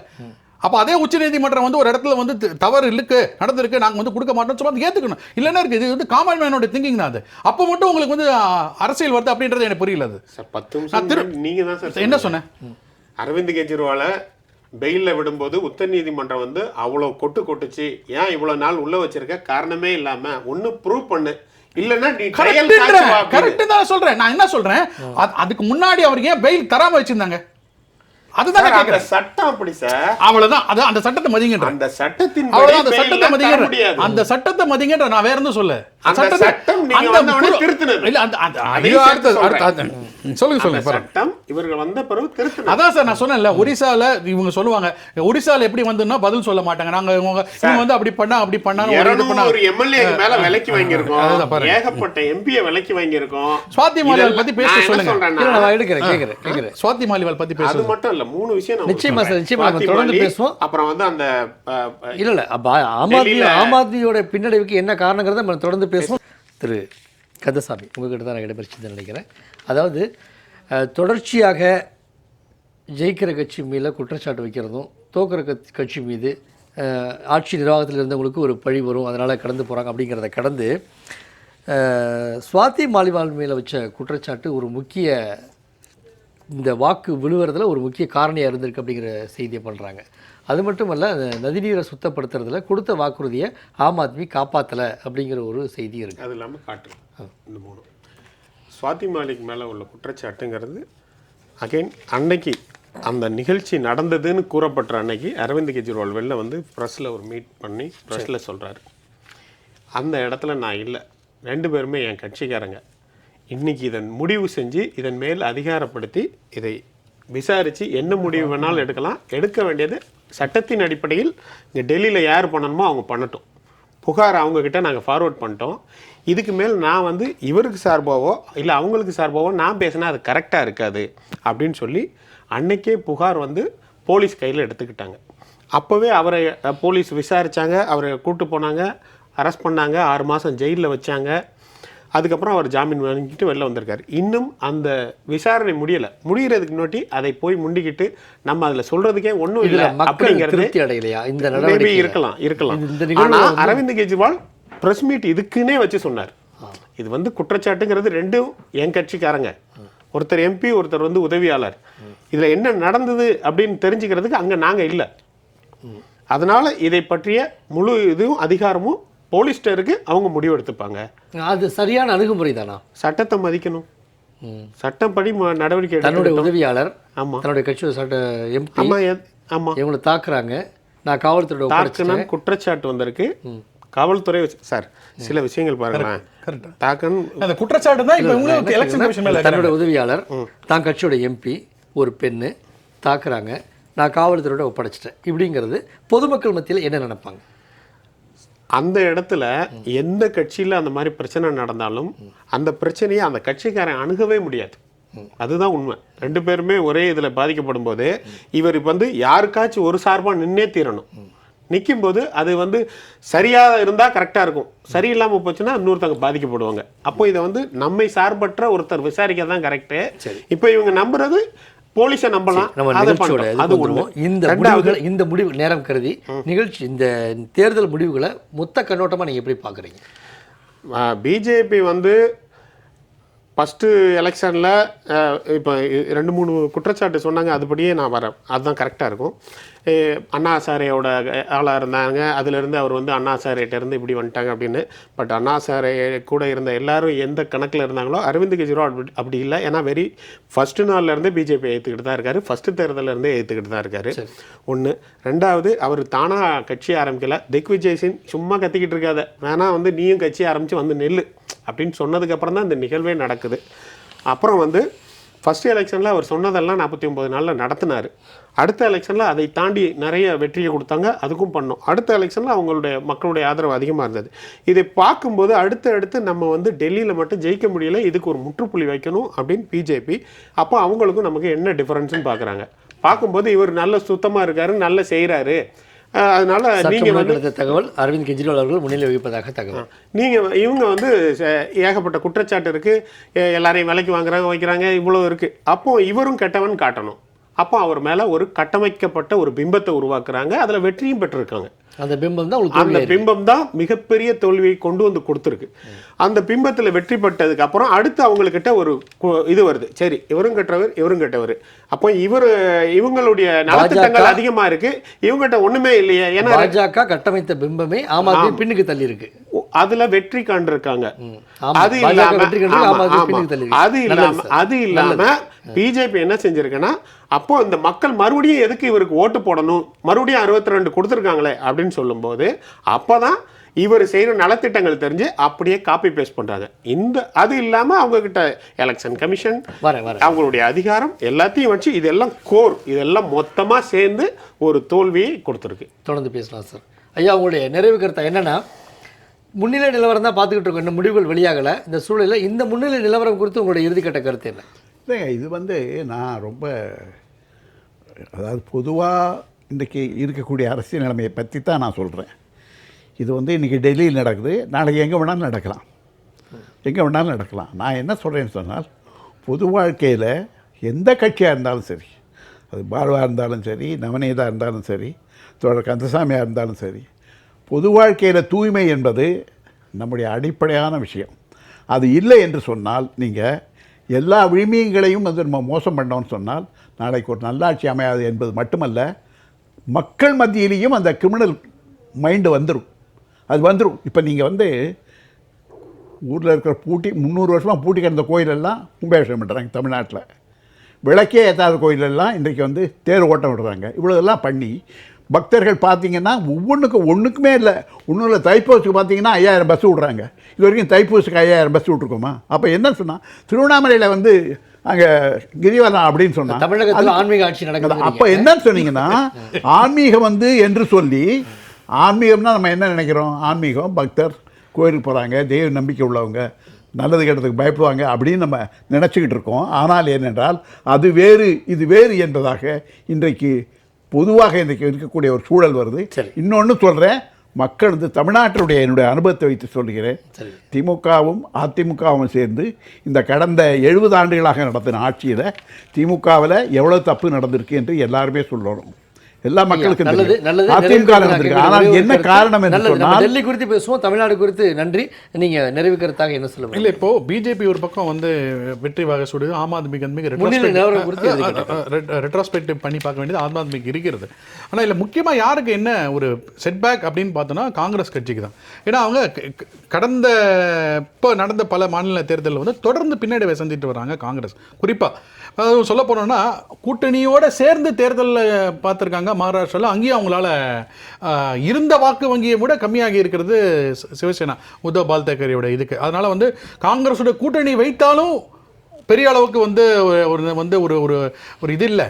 இனி காங்கிரஸ் தனியா நின்னாலும் வந்து இப்போ பீகார் மாநிலம் வரப்போகிறது தேர்தல். இப்போ காங்கிரஸோட கூட்டணி வைக்கும் போது ராஷ்டிரிய, அதாவது வந்து லலு பிரசாத் கட்சி போன்ற கட்சிகளாக வந்து இன்னும் கூடுதலாக தான் பேசுவாங்க. காங்கிரஸ்க்கு வந்து இவ்வளோதான் இடம். ஏன்னா நீங்கள் உங்களுக்கு டெல்லியில் ஒரு வாய்ப்பு இருந்தீங்க, நேரடியாக நீங்கள் களத்தில் இருந்தீங்க, உங்களால் அது முடியலை அப்படின்றது. ஸோ காங்கிரஸ் கட்சிக்கு வந்து இன்னும் பல மாநிலங்களுடைய தேர்தலாம் வரப்போகுது. காங்கிரஸ் கட்சிக்கு இது வந்து ஒரு பெரிய லாங் ரோப் தான்.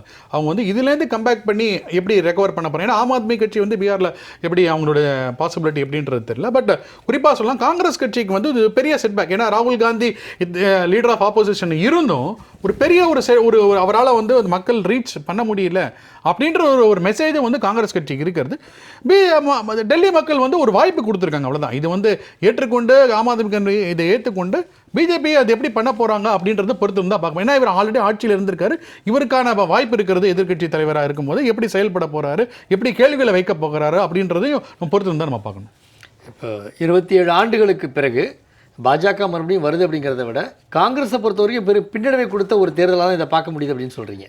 கட்டாயம், நிச்சயமா. ஏன்னா அவங்க 27 வருஷத்துக்கு அப்புறம் காங்கிரஸ் கெஜ்ரிவால் போல வந்து கிட்டத்தட்ட மூணு வாட்டி வந்து ஆட்சியில் இருந்த காங்கிரஸால 2 வாட்டி டக் அடிச்சுட்டு இப்போதான் வந்து ஸ்டார்ட்டே பண்ணுறாங்கன்ற போது டெஃபினட்டாக வந்து காங்கிரஸ் கட்சிக்கு வந்து பிஜேபி ஆம் ஆத்மி கட்சி மட்டும் அவங்களுக்கு வந்து ரெட்ரோஸ்பெக்ட் பண்ண வேண்டிய வேலை நிறைய இருக்கிறது காங்கிரஸ் கட்சி. கிட்டத்தட்ட பாஜகவுக்கு வெற்றி உறுதியாயிடுச்சு டெல்லியில்.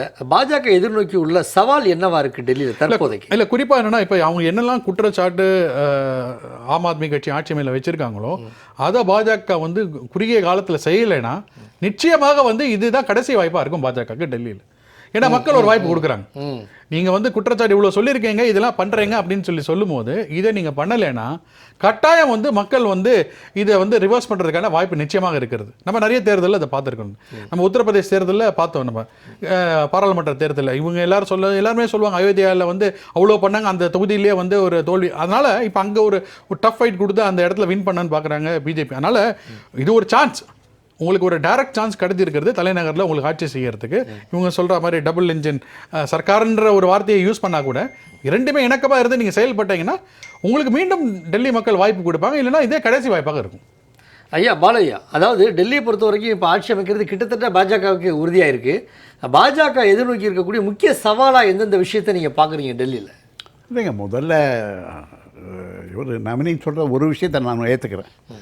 அதாவது எதெல்லாம் அந்த ஆம் ஆத்மி கட்சி அதனுடைய ஆட்சியில் தவறுகள் இருந்ததோ அதையெல்லாம் சரி பண்ணணும். அதை சரி பண்ணலேன்னு சொன்னால் பாஜகவாக இருக்கட்டும், வேறு எந்த கட்சி மாற்று கட்சி வந்தாலும் அது தோற்று போகும். அதற்கு வந்து மக்களுடைய ஆதரவு இழக்கத்தான் வரும் என்பதை இன்றைக்கு பண்ணியிருக்கு. ரெண்டாவது என்ன, ஒரே ஒரு அடிப்படையான விஷயம் என்னன்னு சொன்னால், தவறுகள் யார் செய்தாலும் சரி, சொந்த கட்சிக்காரனாக இருந்தாலும் சரி, எதிர்கட்சியாக இருந்தாலும் சரி, அதில் வந்து ஒரு நேர்மையாக, குறிப்பாக ஆட்சியில் இருக்கக்கூடியவர்கள், அதிகாரத்தில் இருக்கக்கூடியவர்கள் அதை கண்டுகவில்லை என்று சொன்னால் அது வந்து பொது வாழ்க்கையினுடைய பெரிய வீழ்ச்சியாக இருக்கும். அதை வந்து பாஜகவும் புரிந்து கொண்டு இருக்கும், ஆம் ஆத்மியும் புரிந்து கொண்டு இருக்கும் என்று நான் கருதுகிறேன். சார் கந்தசாமி சார், அதாவது முக்கிய சவாலாக இப்போ நீங்களே சில விஷயத்தை குறிப்பிட்டீங்க. நதிநீரில் வந்து அந்த அசுத்தம் இருக்கிறதெல்லாம் வந்து பாஜகவுக்கு பெரிய சவாலாக இருக்குமா, இல்லை எளிதில் செய்யக்கூடிய வாய்ப்பு இருக்குமா? ஏன்னா மத்திய அரசு அவங்க கையில் இருக்கும், மாநில அரசு அவங்க கையில் இருக்கும். டெல்லி மக்களை பொறுத்த வரைக்கும் சாதகமான விஷயம் சொல்ல வந்தது நீங்கள் இடைமறிச்சதுனால சொல்லலை.